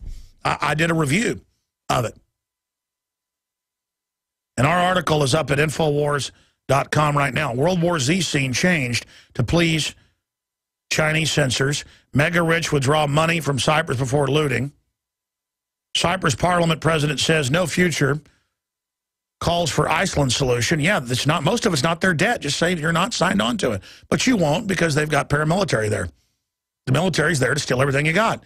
Truth is offensive, Paul Craig Roberts' article. CO2 myth busted. Why we need more carbon dioxide to grow food and forest. Yeah, they're now saying get rid of, I'm not kidding, now they want to pesticide earthworms because earthworms pass gas. Everybody knows earthworms, the higher their biomass, the more jungly, the better the soil. But if they can tell you earthworms are bad, you'll buy anything. Obama urges quick adoption of arms trade treaty by UN General Assembly. Dodgeball now banned in public schools as nanny state goes insane. It's not going insane. You're a prisoner. They want you as docile as possible. You may learn a fighting spirit if you play dodgeball. Scientists claim 40% of the population infected with mind control parasite. Of course we are. Oh, my God, we're in such trouble. And they announced a decade ago these vaccines they give you that are really nanotech that reprogram the brain to where people can't get upset anymore. And from what I've looked at, we know they found some interesting carrier viruses in the H1N1 shot they gave and all that. And that's what I'm seeing in the public. People look so bad now, and they're not like people anymore. You can't even talk to them. And they admit the flicker screens are doing. I mean, we're in a science fiction body snatcher movie, basically. But it's our own species that's the body snatchers. And I guess that's just the end of it. I mean, I guess let them take over, dumb us down, and bioweapon us out, and then they'll enjoy all the future technologies and stuff. And they, Bill Joy, they've all told us that's the plan. Yeah, one of the new programs funded by Bill Gates by the foundation is a sterilization program that we use sharp blast of ultrasound directed at men's scrotums to render them infertile. And then, of course, if you want welfare, you've got to get it. And you're like, well, good, sterilize the welfare folks. When they shut everything down, we're all going to be on welfare. Let's go to Robert in Pennsylvania. You're on the air, Robert. Welcome to the airwaves. Hey, Alex. Huge fan. I just wanted to ask you, how do I approach people with this information? I mean, I get ridiculed. I get laughed at. People think I'm crazy, Alex. Just, hey, exactly. No. It's crazy to say they're taking people's bank accounts. It doesn't exist. Sounds like you're hanging around with a bunch of morons. I mean, you know, it's not your fault that they're cowardly, dumbed-down, low-IQ'd fools. And they've never counted in history. Just find the like-minded people and organize against it and run for local office and do things like that. Yeah, you know, I wanted to also tell you, Alex, you know, you really touched my life for the positive. You know, I was raised Jewish, and I've recently become born again, and you've helped me to find Jesus, Alex, and I really just wanted to thank you for that. Thank you, brother. Well, thank you, Robert. What's your take on I mean, people look back on other authoritarian regimes and they seem crazy. How did that happen? People just get to where they accept it, and then by increments, people will accept anything. And people can hear that I have a real sense of dread. And people say, well, it's depressing. It's not depressing if we realize just how far we've gone down this path. That's what I'm trying to do here. Like you said before, Alex, you know, we've had it good for so long. People are just, you know, in this daze. It's difficult. It's you know, it's depressing. But I mean, you know, we get through it. You know, we gotta. You know, I try to encourage people to find Jesus, to find the Lord. You know, whatever they think their higher power. You know, I'm a strong believer in that. You know, it's really, you know, I found myself in a depression like 6 months ago. But you know, I found religion, and I can honestly, you know, believe that religion really helps. It really changed my life for the better. I mean, if it's not the artificial Christianoid stuff where they're all just there to make everybody feel good and not get people to be world changers. I mean, that's really what this comes down to. My whole mission, that's why I try to instinctively bring in other reporters, build them up, put them out there, is because, you know, I'm trying to, like, do my best to give other people the knowledge I've accrued. Because it's really self-evident. This stuff is not rocket science. It's history, but very few people really get the fact that there is evil, and there's organized evil, and you've got to face it down. I appreciate your call. It's good to hear from you. Let's talk to Anonymous in Kentucky, listening on XM 166. Anonymous, you're on the air. How you doing? I've got two questions. One, I'm thinking about relocating to Texas for the family values and legacies and stuff you have. I'm wondering if your advice is good on that. And secondly, you have a list compiled of 200, 300 people that are orchestrating this whole thing. Why in the world can we not be like Switzerland and take them down? I don't understand that. The Swiss don't just have automatic weapons. You know, anybody who wants them has rocket launchers. You know, they have armored redoubts for the whole public. The Swiss decided this is our thing. They're not stupid. Our model came off the Swiss, and the Swiss, you know, of course, are the richest, most powerful people in the world because they don't allow the globalist infection. And so the globalists have to run there. It's the only pool the globalists haven't been, defiling. So the globalists come there with their money because it's the only place they haven't wrecked, one of the only places. America has never been perfect, but no, the Swiss are described in Europe as the rednecks of Europe, and are actually, you know, halfway made fun of by the French and others. And really, they're just a bunch of German slash, you know, Northern Italians. And they're just people that aren't going to be messed with. And they've got state governments. See, they have cantons that have a limited small federal government, and the states are in charge. Our states, until the 17th Amendment, the legislatures voted for the U.S. senators. The feds were totally our creatures.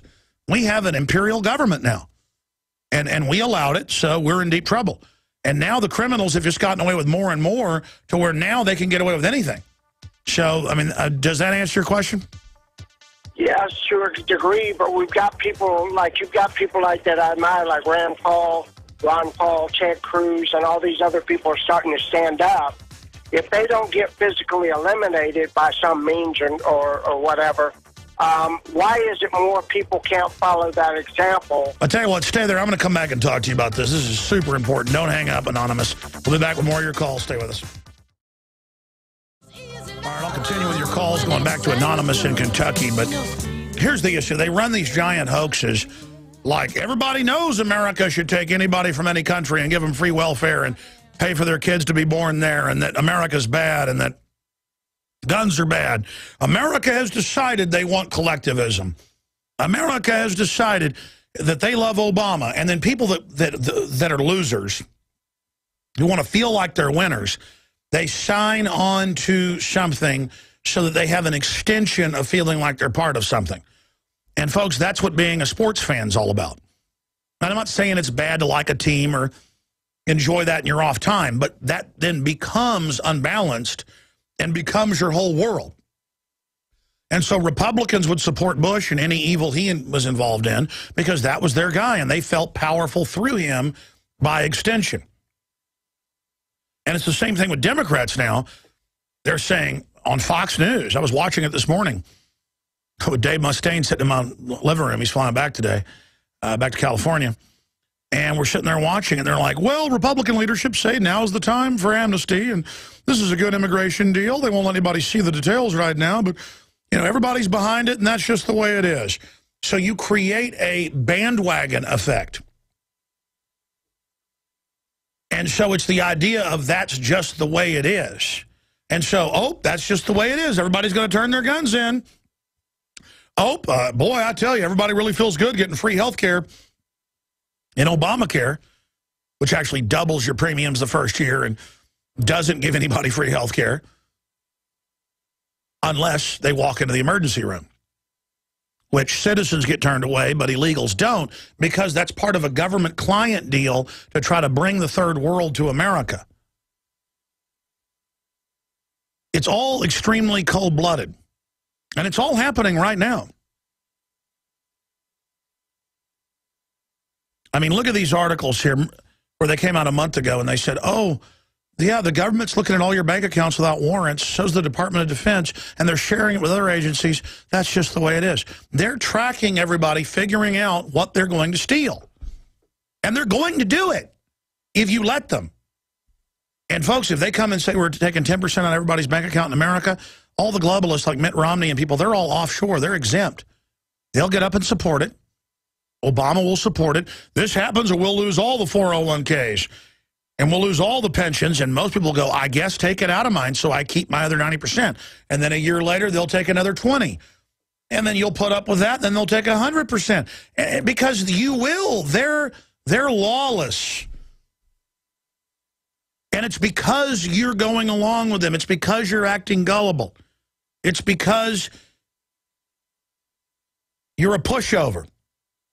But they know some veterans, if they have their military pension taken, will get violent. They're already going to have you all surveilled and ready for you. And then, yeah, they don't care you go kill some people. They're just going to go after all veterans and all gun owners. And they're going to try to have a domestic war that's also used to shut down the economy. So how do you fix that? You expose the whole paradigm, the whole program, the whole show, the whole play, and you warn people about it before it happens so you have credibility. And we've done that. We've got a chance to beat this. This is a very bold plan. Cyprus may now say the debt isn't theirs because most of it isn't, and say no to it and get their country back.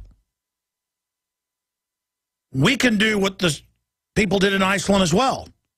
Cyprus is talking about it. You either break with the New World Order and globalism. Globalism is the communist Chinese telling us what to do.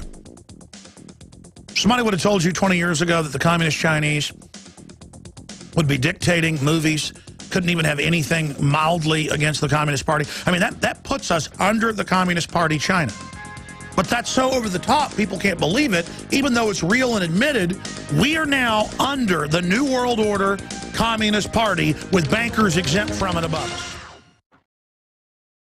There can be no good outcome because the globalists have seized control. And now the velvet's coming off the iron fist, and they're just admitting that private megabanks worldwide control all the governments of the West, and they're just going to take our money. And there's evidence the Russian government was involved, and a month before got their money out as well, and isn't going to give it back to their own people. And this just, and you're like, but that'll destroy confidence. That'll destroy the economy. That's the plan, folks. They know what they're doing. And I'm trying not to be too depressed today. You know, I get upbeat sometimes. It's just that to sit there and talk, to people this weekend talking to a group of people, you know, just there at a hotel at a family reunion, and just be out at the pool talking to some people about, yeah, man, it's scary how they're taking the bank accounts. Yeah, the New World Order. And, you know, talking to, like, successful guys who are now really awake. And then to have one of the collectivists just laugh and say, it's over for you, we're going to get you. It's just, man, really creepy. And that's what authoritarians do. They like wrecking everything. They hate strong men, ladies and gentlemen. And I guess we're not strong because we've put up with them and we let them run all over us. But I'll tell you this, it's not going to be easy. And all of you that think you're just going to march the cops and the military up against us, the patriots of this country are going to do their best. Their best to stay out of the way of the police and military during what's coming.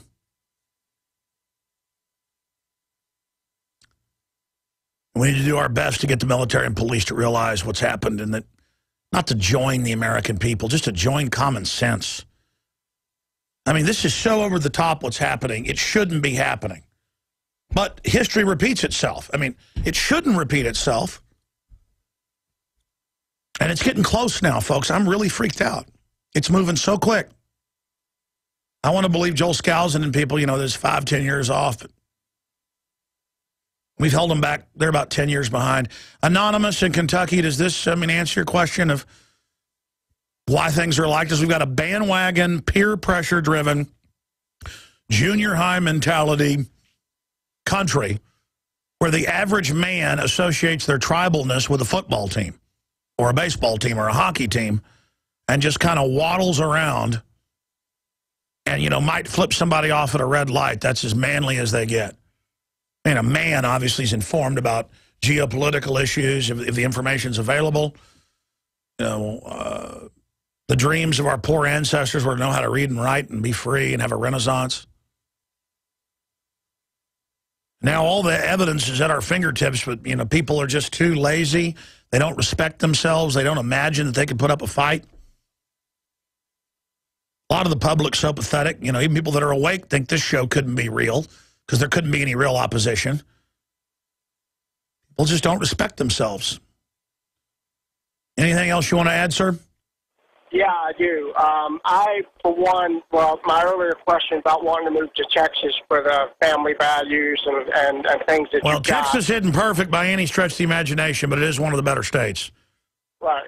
And secondly, I patterned my life after not having credit cards, paying in cash, not following sports.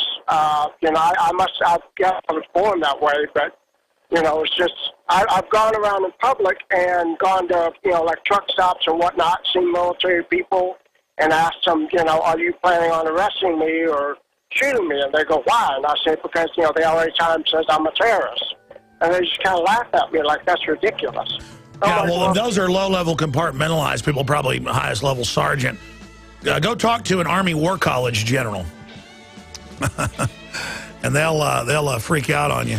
Absolutely, but no, exactly. We have to decompartmentalize this so their plan is broken. That's the key. More calls coming up. We're going to get Dr. Pieczenik on about where he sees the state of the world right now. We're into hour number 3. And if I sound really negative and dark, it's because that's how I personally feel. But I'm negative about the corruption and about, not just the corruption, but the passiveness of the public. But if you study history and you study the psychology of cultures that are in decadent decline, this is exactly what you would expect. But here's the difference. We have a lot of different high-tech things that are involved that are really wild cards for good, for bad, and for the ugly.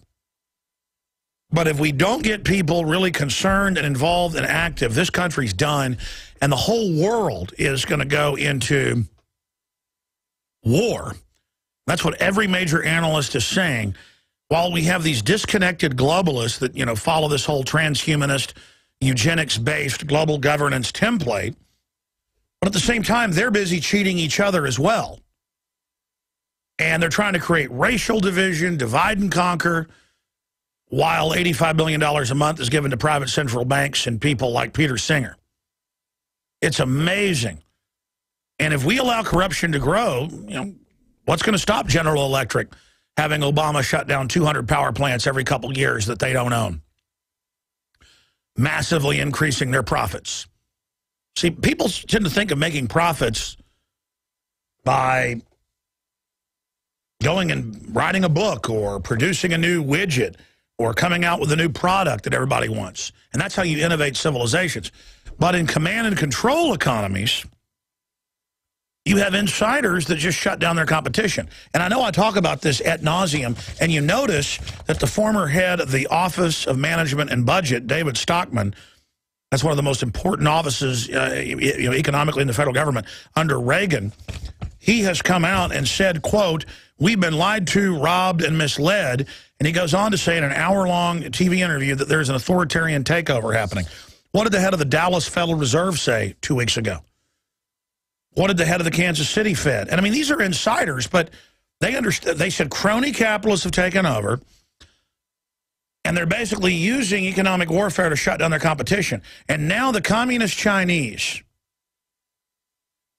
have come out and they killed Red Dawn and made him re-edit that movie at a cost of $5 million, the new Red Dawn. And now World War Z scene, and I've read the book, it's pro-Marxist. The UN takes over and kills American gun owners. There have been re-edits. I don't know if this is in the film. I had an early script, and I did a 15-minute presentation on that, Secrets of World War Z leaked. But the communist Chinese government demanded that they cut scenes. They get final edit. I mean, think about that. It used to be a scandal if the Pentagon was involved or the FBI wanted a certain message. Now the communist Chinese have 10,000 scientists inside NASA. Everything's penetrated. Everything's infiltrated. Hundreds of thousands of private contractors. We're gone, folks. We're done. And there's no organization to this. America is literally like a whore that's being sold out for a nickel on the side of the... I mean, there's a guys around the block here. Same thing with Europeans. They're now announcing, I read the articles last hour, they're just going to take everything out of the bank accounts now and give it to offshore banks. And this is like Hitler's blitzkrieg, but it's an economic blitzkrieg. And Dr. Steve Pieczenik, I wanted to get him on last week because he was only on for about 20 minutes to cover the waterfront with us because he talked about false flag mass shootings. And I wanted to get him back on to elaborate on that because he ran psychological warfare operations for the State Department and advised the U.S. Army and others and has been involved in overthrowing major governments. You can look that up. He doesn't talk about it, but you can look it up. It's in major newspapers. StevePieczenik.com. He also wrote a bunch of books with Tom Clancy that have been turned into major Hollywood films. And the good news he told us last week is he goes to major Pentagon meetings and, he still lectures there at different military colleges to the brass. And, he said a lot of them are listeners. I already know that separately myself. So that's a good indicator that they're concerned about what's happening and resonate with our message here. It's not like it's a rocket science message. The communist Chinese now dictate domestic media policy, not just movies. I mean, this just shows how we're wide open. I mean, this is joke level. And so I want to get his take on that, what's happening in Cyprus, what's happening in the power structure fissures, because he's been a member of the Council on Foreign Relations as well. Dr. Steve Pieczenik, great to have you on with us here today. And I told you I want to cover the waterfront. What do you make, because I'm almost doing a ghost dance here. I mean, I'm just kind of, as a psychiatrist, as a doctor, as a military man, what is the psychology? I'm going through grief. I mean, the collectivists are saying, you're done, we're going to wreck you. They're celebrating the defacing of our free country. They're celebrating the balkanization. The public's in a trance, or those that are awake don't know what to do. The public's voting by buying 10 million guns a month. Homeland Security's arming against us. I mean, what are we seeing build up here? Well, Alex, let me rephrase the entire thing. One of the reasons you and I get along so well, and I do respect you, is number one, you do talk about the truth, but I can understand why you're feeling depressed. The truth is, I am not.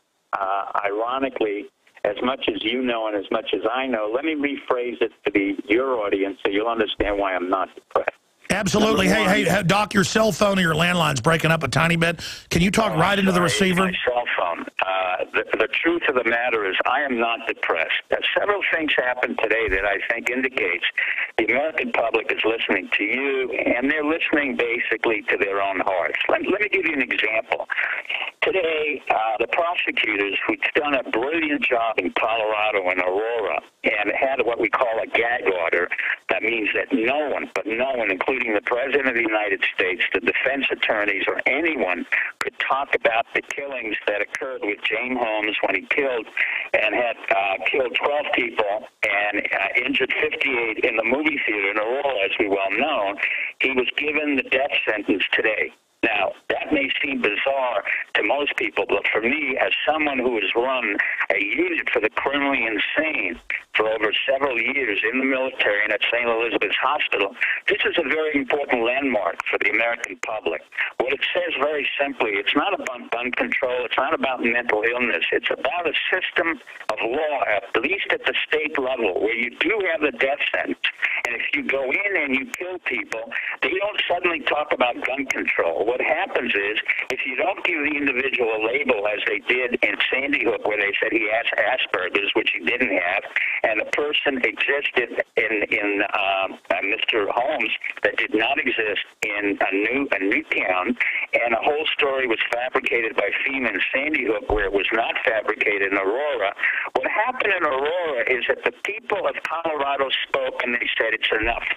We don't want to hear about gun control. We don't want to hear about psychiatric diagnosis. We don't want to hear about the mentally ill. And I am very proud to say that I may have indirectly contributed to that concept, that determination, but I think it is a very important determination that James Holmes get the death penalty. The reason for it is I have had criminally insane people, and then they say, oh, that's not fair, you know, it's inhumane to put them in the gas chamber or to give them sodium amytal. That's not inhumane. What is inhumane is to put somebody in prison for 233 years consecutively, and it means absolutely nothing. What we're doing is just warehousing prisoners at the cost of $65,000 for the rest of their life. In this case, the prosecutors of Colorado, including the FBI, including many people on the federal level, worked very efficiently to make sure that the defense attorney did not have any excuse, and they could have had a psychiatric diagnosis. But what happened, and this is why I'm very impressed, Alex, and I think your audience should be impressed, what happened is that because the defense lawyers did not do well, and they broke what we call a gag order, the same way the President of the United States broke the gag order on Sandy Hook, which he should never have done if, in fact, there was a killing, but there was no killing at Sandy Hook. The President would have been indicted for a federal offense of the gag order. So what happened in Aurora is not only an indictment of the criminal James Holmes, it's an indictment of the false flag of Sandy Hook. So for me, this is a very important day that your audience has to understand. Sure. At the state and federal level, working with FBI, with U.S. attorneys, and with local prosecutors in Denver, Colorado, this is a major victory. It marginalizes the absurdity of psychiatric diagnosis that allow literally killers to get away with murder. And I've run those units, and they were totally worthless. All right, let me stop you for a moment. We've got a break here in about a minute and a half. But okay. Again, Dr. Steve Pieczenik joins us here, always interesting and very informative. I want to get your... when I say I'm bummed out, I'm not physically depressed. I mean, I feel great when I'm with my wife or my children. I'm so sick of analyzing the accelerated rot. And I'll be honest with you, I see a lot of evidence of false flag at Sandy Hook. I see even more when he's got a DARPA contract. He's on all these drugs. They want to give him truth serum to, quote, make him tell the truth on the, to plead guilty. I see false flag all over the place, not just at Sandy Hook. Well, let's limit it just to Sandy Hook, because that's very important. That was literally where the president took his ground and made he put a line in the sand and said, this is where I stand. These poor kids who were never killed, who were never present. And he created a total absurd scenario which made no sense, had no credibility, was inconsistent, used all these FEMA executives who'd been in Texas, in your area, Mr. Gene Rosen, Susan Collins, who wrote Hunger Games, and is worth $600 million, who wrote this type of scenario. This is the beginning of the end of the false flags for FEMA, for CIA, and others. So I see the upside to this, Alex. And you know, I'm not an optimist. I'm a realist. on a realistic level, I think we're going to do much better, and we'll get into North Korea and China and why we're going to do much better there in the next hour, and I'll explain it to you. Okay, well, explain to me your geopolitical perspective and what you're hearing from top brass and people, but here's what I want to understand. I get they do false flags, okay? But my issue is specifically as being somebody who has basically covered false flags and worked in the government as an expert on this, what you're seeing that tells you that no one was killed. Because in my experience, when they do false flags, why not kill some kids? I mean, they have more fun. I mean, they enjoy their work. We'll be right back. All right, I was talking to Dr. Steve Pieczenik during the break, and I was asking him specifically why he thinks Sandy Hook had evidence of being a false flag, and I'd like him now to repeat that information to you. Then I want to look at the geopolitical ramifications from his geopolitical perspective and his contacts on what's really happening in the world right now, from Cyprus to North Korea and China. And he's also worked in the financial sector, so he can comment on that. So, Doc, what is your take on Sandy Hook? Is it just all the clear scripting and how they were ready minute one, and now it's come out that Bloomberg was ready months before, and then all the people that look and act like actors? What's your take as an expert on this? Well, this is a total script. It would have come out of a woman who lives in Sandy Hook who's worth $600 million, and you can call her up. You can interview her, named Susan Collins. She's written all the Hunger Game movies and the Hunger Game books, and literally it comes out of her script. The assassination of children in schools, assassination of children in a dystopic society, the fact that she had no comments, the fact that this almost came out of her own books on children in war, and secondly, you had a whole group of actors, Gene Rosen, who came out of the Crisis Actors Group. I always referred my readers to IS-42, Social Media Emergency Management, the official course launched in summer by Emergency Management Institute, which you and I pay for. It has how the public perceives community, key organizations. In other words, there's a whole school on how to create disasters, and these children are also taught how to create disasters. Gene Rosen was not only not a psychologist, but he was also present in Sandy Hook as a FEMA advisor, and also in Texas. Plus, you had kids who were in the various acting schools before. You also had the frontline EMT people like Vangeli, Flynn, Penn, Frank, Chapman, who were written about in the New York Times, and gracefully in the New York Times, they kind of implied these were absurd. These were Irish cops who I happen to know in Connecticut because I worked at Greenwich, Connecticut, so I know Sandy Hook very well.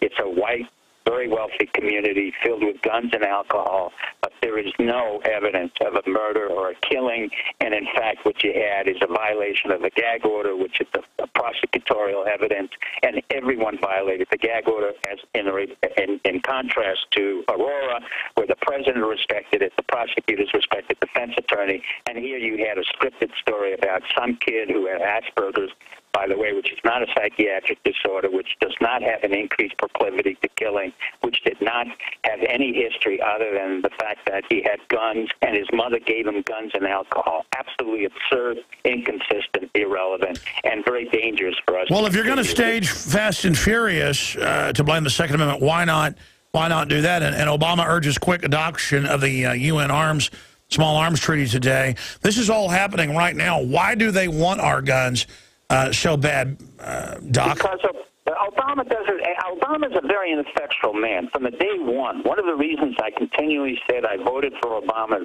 on the first time was I wanted the public to see what happened. It's not just Obama. When you have a sociopath like Clinton who lied, you had Bush Jr. who lied and brought us to two wars, and Stockman, whom I've known about, correctly said he bankrupted the country. I wanted America to see again what happens when you have a sociopath born and bred of the CIA, of Chicago, of crony capitalism, of the Pritzker family, of the Daley family, and what happens when you have people like this, be they Republican or Democrats, and they come and destroy our American system. It's not a question whether he's a birth or not. The question is he's not competent to serve as the President of the United States, nor was Bush Jr., nor was Clinton. And what we're having is a degradation of the people going into politics and the explosion of the federal bureaucracy, which is totally dysfunctional and causing us to get into a major recession and self-destructiveness. Like Bush Jr., Obama's very self-destructive. He created the Osama bin Laden lie. He created the Benghazi lie. He created so many lies, he doesn't even know where he's going now. He's totally incompetent. The only thing I would recommend is impeachment or get him out of it. But unfortunately, Biden, who's as stupid as an ashtray, as Roger Ailes, my friend, said, is also in line. So we have incompetent people in the federal government. However, having said that, let me go to the converse of what I was about to tell you in our break, which is, no, I'm not worried about China, and I'm not worried about our banking system. Although, and let me go around the world after having told you how incompetent the president. Fortunately, our government is so decentralized and our military is so effective that right now we have a pre-positioning of our military units, including the F-22s, our think tank commanders in the South Sea, that can contain North Korea, which seems to be an incredible threat, but in fact is going through a kabuki that has been going on for over 30 years that I was involved with. The present leader, doesn't matter his name, Kim Jong-un, UN, and his grandfather, Kim Il-sung, Kim Jong-il, all of those family members I knew, they went the same thing. If they don't like what they're hearing, they like to throw a tantrum. They threaten America. They threaten South Korea. But the truth of the matter is there's so much poverty. Tell you what, stay there. We'll cover it when we come back from break. Stay with us. You know, Dr. Pieczenik was a major hostage negotiator and helped write the policy of the State Department on that. He helped negotiate one of the only programs out there that was actually effective in getting a Mideast peace deal. But then, of course, they just assassinated the leader of Egypt. And when he starts talking about Sandy Hook seeing all the signs that it was totally staged, it just blows me away because, I can't prove it either way. There's a lot of suspicious signs there and a lot of issues, but I also see that on the Aurora front. I just know this. They know that guns have made violent crime go down 49%. They know that. And they want our guns so that we can be politically dominated. And Doc, I want to look at the geopolitical, because obviously, when I say I'm concerned about China, I'm concerned about the globalist using China to leverage out our industry, letting the communist Chinese dictate things. And I'm talking about the establishment here that is raising taxes, raising payroll taxes on poor people, California trying to bankrupt their state. Just all of the aggressive stuff that we're seeing being carried out against people. The aggressiveness of the establishment. And the fact that more and more corruption is gotten away with. That's what I'm saying freaks me out. And then the collectivists saying, Obama, he's our great leader, we've taken over, and selling this whole hoax. That collectivism is a good idea, when obviously it always creates a nightmare. But plus the collectivists lie and say it's not crony capitalism, which is even worse with a bunch of insiders above the law. That's my point. So I wanted to ask you, you were telling me off air that a lot of people you talk to at high levels of the military and others, that they recognize your voice just from being on this show when you're walking around talking, in the corridors that you travel. And so I see that as a good sign that people in the power structure know there's a problem. But major societies, major empires don't usually get overthrown. They commit suicide. And I see the elite committing suicide politically. I see them just wrecking everything. And are you saying I'm wrong on that front? Because I'm not just talking about geopolitical issues. I understand China's a teetering basket case and all that. I understand North Korea's a basket case. My issue is that I see our establishment acting more and more delusional, like Kim Jong-un. I mean, I'm just sick of it. Go ahead. I got you. I don't disagree with you. What you really are talking about, Alex, and what most of us despise, and I do too, and that's why I go on your show, and I've done that for 10 years, is that our federal power has exceeded the capacity to really be functional. It's self-destructive. It started for 30 years ago under Clinton. It went through Bush. We went into Iraq, Afghanistan, Pakistan, Syria. We're totally self-destructive. That's why we have to have a devolution of federal power. The so-called elite is no longer an elite. What's really happening, and why I'm optimistic, and it's not just an accident you happen to be in Austin, Texas, it's the Council on Foreign Relations that's finished. The Northeast establishment is pretty much finished. The Brookings, the U.S. Institute of Peace, Brand Corporation, all of those institutions that I have been a part of are all dying or dead. There's a reason why much of the industries and much of the capabilities are going down south into Georgia, North Carolina, South Carolina, Florida, Texas. Forget California. It will always be a basket case. Forget New York. Forget Illinois. Forget Michigan.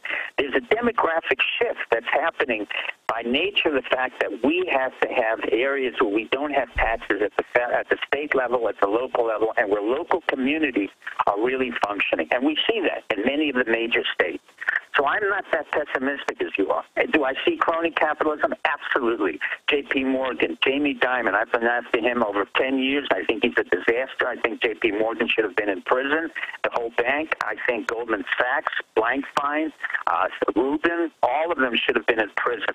But they've been part of the crony capitalism of every congressman and senator I could name, including the presidents Clinton, Bush Jr., and Obama. But once we get federal prosecutors in there, once we get it at the state level, we can break it into that system, and we can devolve the power. In other words, the governors have to become more important. The local communities have to become important.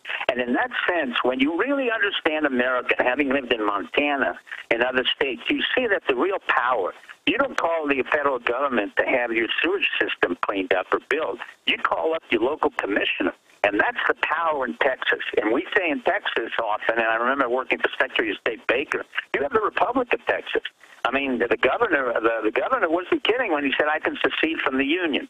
There is, in fact, de facto secession from the Union as the federal establishment becomes too big and unable to control itself. So what you're seeing is the federal establishment under Obama acting out of total desperation, to act out of self-destructiveness, creating wars we don't need.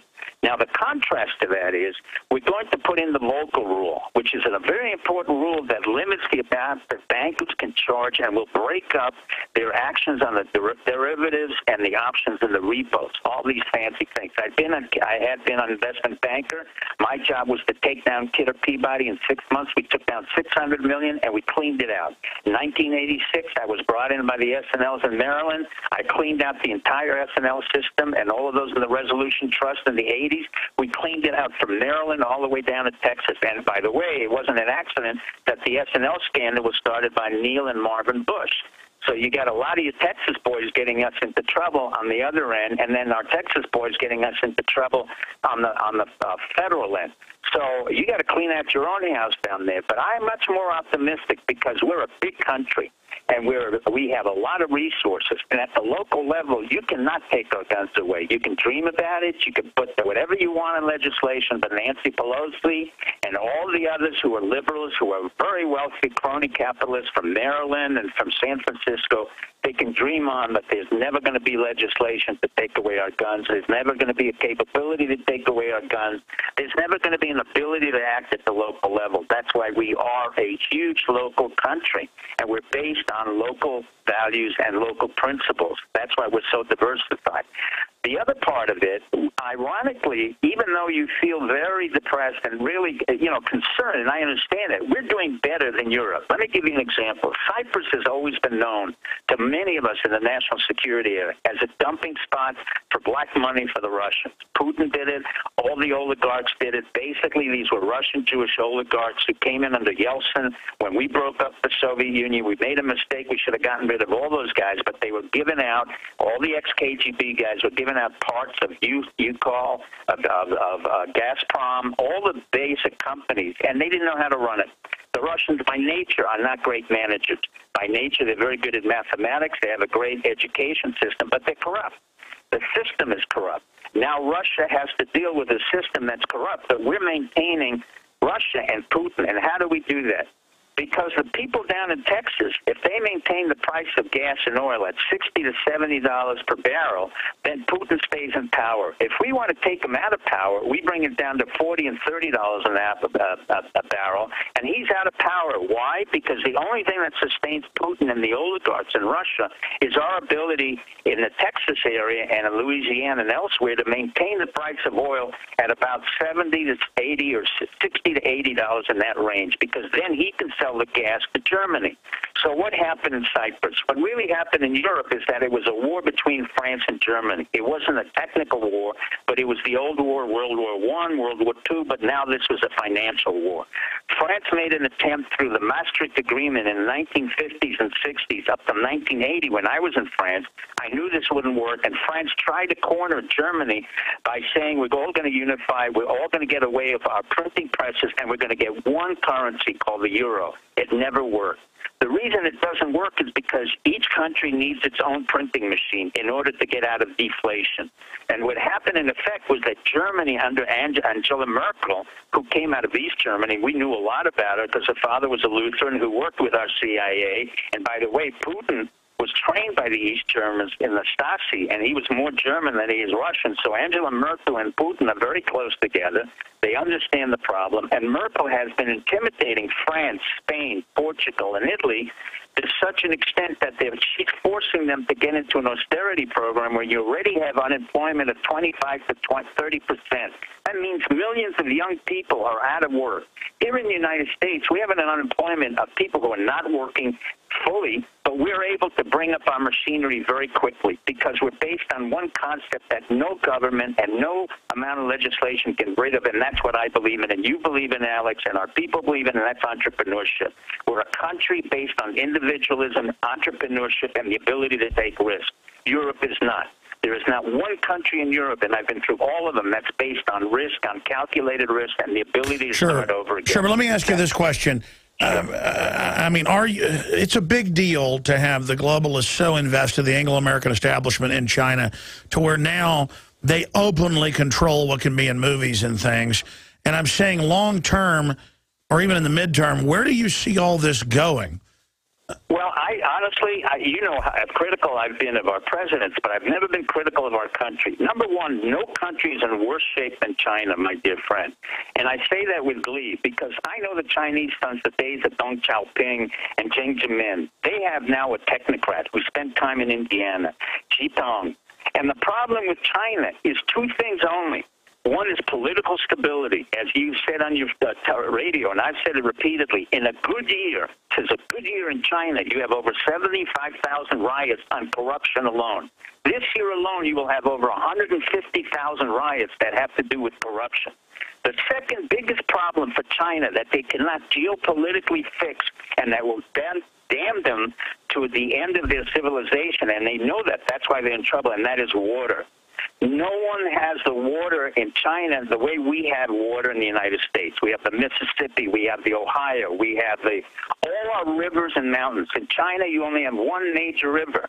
That's the Yangtze River. That divides China into the north and the south, and they've got to build all their industries, Harbin and Haibei, all along the Yangtze River. You've got 1.3 billion people who have to depend on a Yalu River and a Yangtze. It doesn't work. They know it. I know it. Our national security team knows it, which has gone back 30, 40 years all the way to Kissinger. And we know that 500 million people in China have no water in the Gobi Desert, and that China is already choking to the brim. So whatever they want to do here in terms of changing our software or doing cyber attacks, they're basically playing on the fiddle while Rome is burning. Because I can guarantee you in Beijing, Shanghai, Harbin, all those areas, you will have riots because the students who are coming out with degrees in electronic engineers are porters. And they have even another problem. The students don't want to work because these are the princelings that they had from before where they had a one-child policy. When you have a one-child policy and they've been totally enamored and indentured to the fact that they don't have to do anything, the entitlement of these kids, they don't want to go to the military, they don't want to work at jobs that they weren't entitled to, and you don't have the resources. So when you don't have water, you don't have a capacity to grow, and you're having a make-believe economy that they made up in numbers saying 7% growth. There is no 7% growth because on a technical level, when they loan out all their money from their central banks, they don't mark to the market. That means if they loan out $1 million, they claim that's $1 million worth of goods. The truth is they loan out $1 million, they don't collect a dollar. And I was there when they were building houses and they were empty, incomplete, and disastrous. I'm very optimistic America will exceed and dominate all of China. Our Navy has the ability to deny them access through any lane that they want, including the Straits of Malacca. So I'm not worried about that. I'm not worried about Europe. The run on Europe will not affect the United States. Hopefully, it will take down some of our biggest banks, J.P. Morgan Chase, Goldman Sachs, Morgan Stanley, all the crony capitalism banks, but not our local and regional banks or our credit unions. And in turn, what happens is we will grow at the local level, not at the federal level. Yeah, but if you look at what they did in the bailout, I mean, they've written it to take over the local banks to prop up the big ones. But I agree, this could actually be used like a fever to kind of burn out the infection and get us into a better position here. What do you see the big anti-gun push? Is that we will not have a presidential candidate who's really effective. Everybody's talking about Hillary Clinton. Obama is pretty much the last of the sociopaths that will come in line. He's lied his way right into self-destruction. That's why I wanted the people to see this. It began with Clinton. It's gone on with Hillary Clinton. Went on with Bush Jr., with Cheney, with Rumsfeld. We're tired. But what's happening is there are governors all over the states, including your own governors in Florida, elsewhere, where the governors are saying, you know what, let the federal government do what they do. We're going to raise our own capacity. We're going to give tax credits, and we're going to build cars in Carolinas, in Florida. No, I agree. You're seeing a major nullification 10th Amendment move, and that's what I've called for, a second American Revolution based on just pulling out and a velvet revolution of ideas. It's just my issue is Homeland Security has its entire system arrayed and now is uncloaked and admits aimed at shutting down states' rights, blowing stuff up, and blaming it on domestic liberty groups. So I'm saying, Dr. Pieczenik, A, do you see them priming the pump for that? I know I do. And B... Well, let me put it this way. Homeland Security is a disaster. Napolitano is a disaster. Everybody, I just talked to somebody from Homeland Security who's pretty high up this past weekend, and this person reaffirmed for me, it is a total foobar. Okay, well, it's a total disaster because it cannot function. You can't have Secret Service, which is totally worthless. You can't have the Marshal Service. All of these services are totally dysfunctional. They will not survive within a system which is based on entrepreneurship and free markets. We don't need it. And they can do whatever they try to do. FEMA didn't work. They didn't work in the storms. They weren't able to handle New Jersey. They weren't able to handle New York. So by attrition and by incompetence, that's the beauty of America. Is that really the best message here, is that people know government can't and won't protect them? And so people more and more are voting. I mean, I think that's a positive sign. 10 million guns being sold a month and people not trusting the system. That's what America was founded on. And they're calling it extremism, but people really are getting back to common sense. And you're saying that it's a hoax that collectivism is really taking over and has won. That's just their attempt to create a bandwagon effect. That's correct. I mean, basically, it's the incompetence saying that we can do things when, in fact, they're showing that they're completely self-destructive. Every time they do a black ops or they try to do a simulation like a FEMA exercise, it blows back. In the world of technology and high-tech, when you have a country as big as we are, I mean, we are huge. It is very hard for the federal government to implement any type of law if you don't have a national police force, and we do not have a national. And they're trying to set that up, though. So the answer is they won't do it. And on a local level, I've worked with a lot of local police. God bless our local police, because they will never tolerate, and I wrote it in the state of emergency, where we had in Nye County, Nevada, where we had a standoff between local Nevada police state troopers versus federal troopers, and we won. The states won. What's happening again is a recapitulation of the Civil War, but in a much more economic fashion. The states will secede in a de facto way, not in a de jure. No, I agree. That's actually what I've called for. Absolutely. Wow, well said. Let's take a few calls for Dr. Steve Pieczenik on the other side of this quick break. 800-259-9231. Stay with us. All right, Mel, thanks for holding. You got a question for myself or Dr. Pieczenik. Go ahead and throw that out there real quick, sir. How you doing, Alex? I actually had a couple questions, if it was possible. One for Mr. Pieczenik. I was just wondering if they financially it ever did happen here, if you think that we would follow, like Cyprus and Iceland, if they would follow Iceland's rule and arrest the bankers. it twice. We had it in 1986 when we had to shut down the S&Ls, and we were quickly able to resolve it. In 2008, when Bush created the financial crisis, we were able to bail out the banks. I'm not a big believer in the banks. I don't think we need the big banks. They're totally there for their own profit and have no real value versus their capacity and their net worth. They should be taken down systematically, and all we really need is transfer of funds. Quite frankly, without complicating the issue, there's a whole new currency on the Internet, and many of your followers may know that. It's called Bitcoin, which means that we can use any other type of currencies if we want to instead of the dollar. The gold is now securitized as a piece of paper. So in terms of banking, it's an antiquated system. What you have in banking basically is a bunch of binary numbers, 1 and 0, going up to the cloud or cloud computing, and then some bank like TD or Bank of America tells you you're secure, but the truth of the matter is you're not. Anybody can access it, and they're not anything more than just a binary collector. There's no value to bankers and banks in themselves. So I wouldn't worry about it, but we do have a capacity to basically barter any commodity we want. In other words, information, goods, trades. You know, I like what you're saying, but bottom line, there's a revolution going on, and all the tyranny we see is the establishment trying to put the brakes on things. My issue is if we don't get active, they're going to end up succeeding in suppressing a new renaissance. But that's a really good question. Correct, Alex.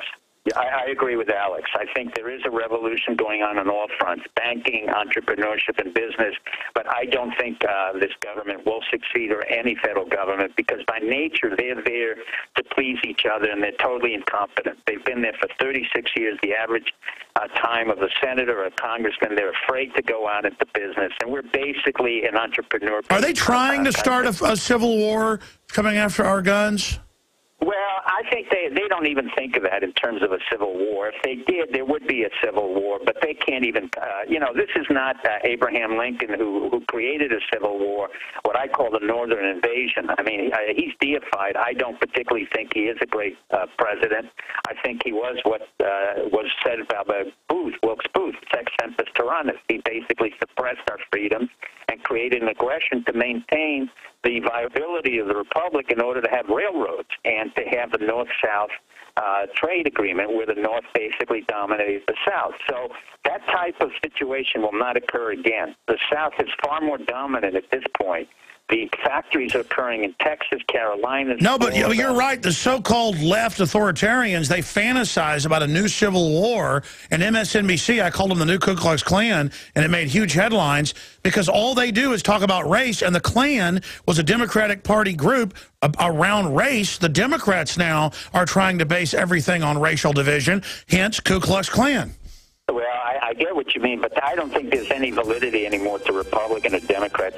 No, I agree, but I'm saying the Democrats are trying to create a racial... No, I understand, but basically race now is almost... The one thing that Obama may have done is that there's no more excuse for anybody to say, I'm black and therefore I cannot do anything. Once you have a president who's black, that pretty much erases the notion that everybody was suppressed who was black. I'll tell you what, let's come back and take a few calls. I'm just so sick of hearing about race. Sick of it. I'm sick of it. What is America's underlying core that's made us so successful? Don't tread on me. We need to rediscover that or we'll be slaves. Me and Dr. Pieczenik were just talking about there in the break. Speaking of Doc, Dr. D, you disagree with Dr. Pieczenik of StevePieczenik.com, best-selling author. You can find out stuff there at the site. Dr. D, you're on the air. Go ahead. Alex, thank you for taking my call. How y'all doing today? Dr. Pieczenik and Alex, it's a privilege speaking with you today. It's a privilege having you, sir. Go ahead. Alex, I first want to thank you for being an alternative to the low-grade moron slime stream media. Well, thank you. We have to applaud you for that. As far as that Obama character, not Obama, Nobama. I was early into the game of attacking Obama because I seen him as a fraud he was, like his cousin Bush and Cheney. Dr. Pieczenik, I think Alex is well-founded in his concerns about China. And I would look at the past history of China, the 1839 Opium War, where they took a tour recently over in China, and the majority of the Chinese, or a large segment, I'll say, was very angry with America about that 200 and some years later almost. I think China is totally ruthless enough to, if they need water, all their neighbors better start shaking in fear, because I hear the next great wars that's going to be fought on this planet is going to be about water.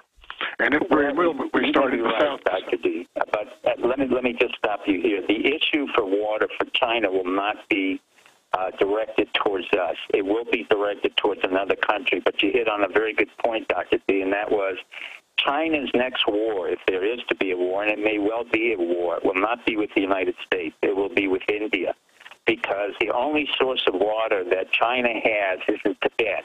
So the issue of Tibet is not about the Dalai Lama, as everybody thought, or Richard Gere's concern whether the Dalai Lama is alive or not. It really is about the Kilimanjaro, the mountains of the Himalayas that have the snow and the capacity to allow the waters to come down into China, and particularly into the dammed lake. So I predict that what will happen within the next 5 years is you're going to see conflagrations between China and India more than you will with the China and the United States, because China is divided north and south, and it's divided between the rich and the poor, cities and that's why we see Pakistan being driven into the arms of the communist Chinese. I care about the Chinese people, and I look at Al Gore and his Foxconn factories. It's all disgusting. Dr. D, did you have a comeback to that? Yes, sir. My thing, Alex, is there is going to be a greater war in the terms of conflict. That China is eventually going to have to come out of China, and there's going to be a conflict about resources. I do not perceive the Chinese is going to allow themselves to be flunkies and check bullies for the Zionist entities that's in large control of large parts of this world. That's where I see the conflict coming. I see the slow mission creeping through the Western Hemisphere, and I think when that time comes that they have an expeditionary force here, I think it would become clear to all these so-called intelligence people who couldn't find their tailbones with both hands. All right, very interesting point. Let me get Dr. Pieczenik's final word on that. I'm not worried about China. I'm not worried about Zionists. All of these things are gone by the wayside. We're moving at a very fast pace now in the United States. Information capability and cyber war are the initial issues for us. Hey, I'm worried about the singularity and humans letting this get out of control and all this genetic engineering. I'm worried about major disasters with that stuff unchecked. Well, I don't know about genetic engineering, but the one thing that could create a major disaster is a flu virus that we can't control, like we have right now in Shanghai, that comes onto a plane and it spreads very quickly.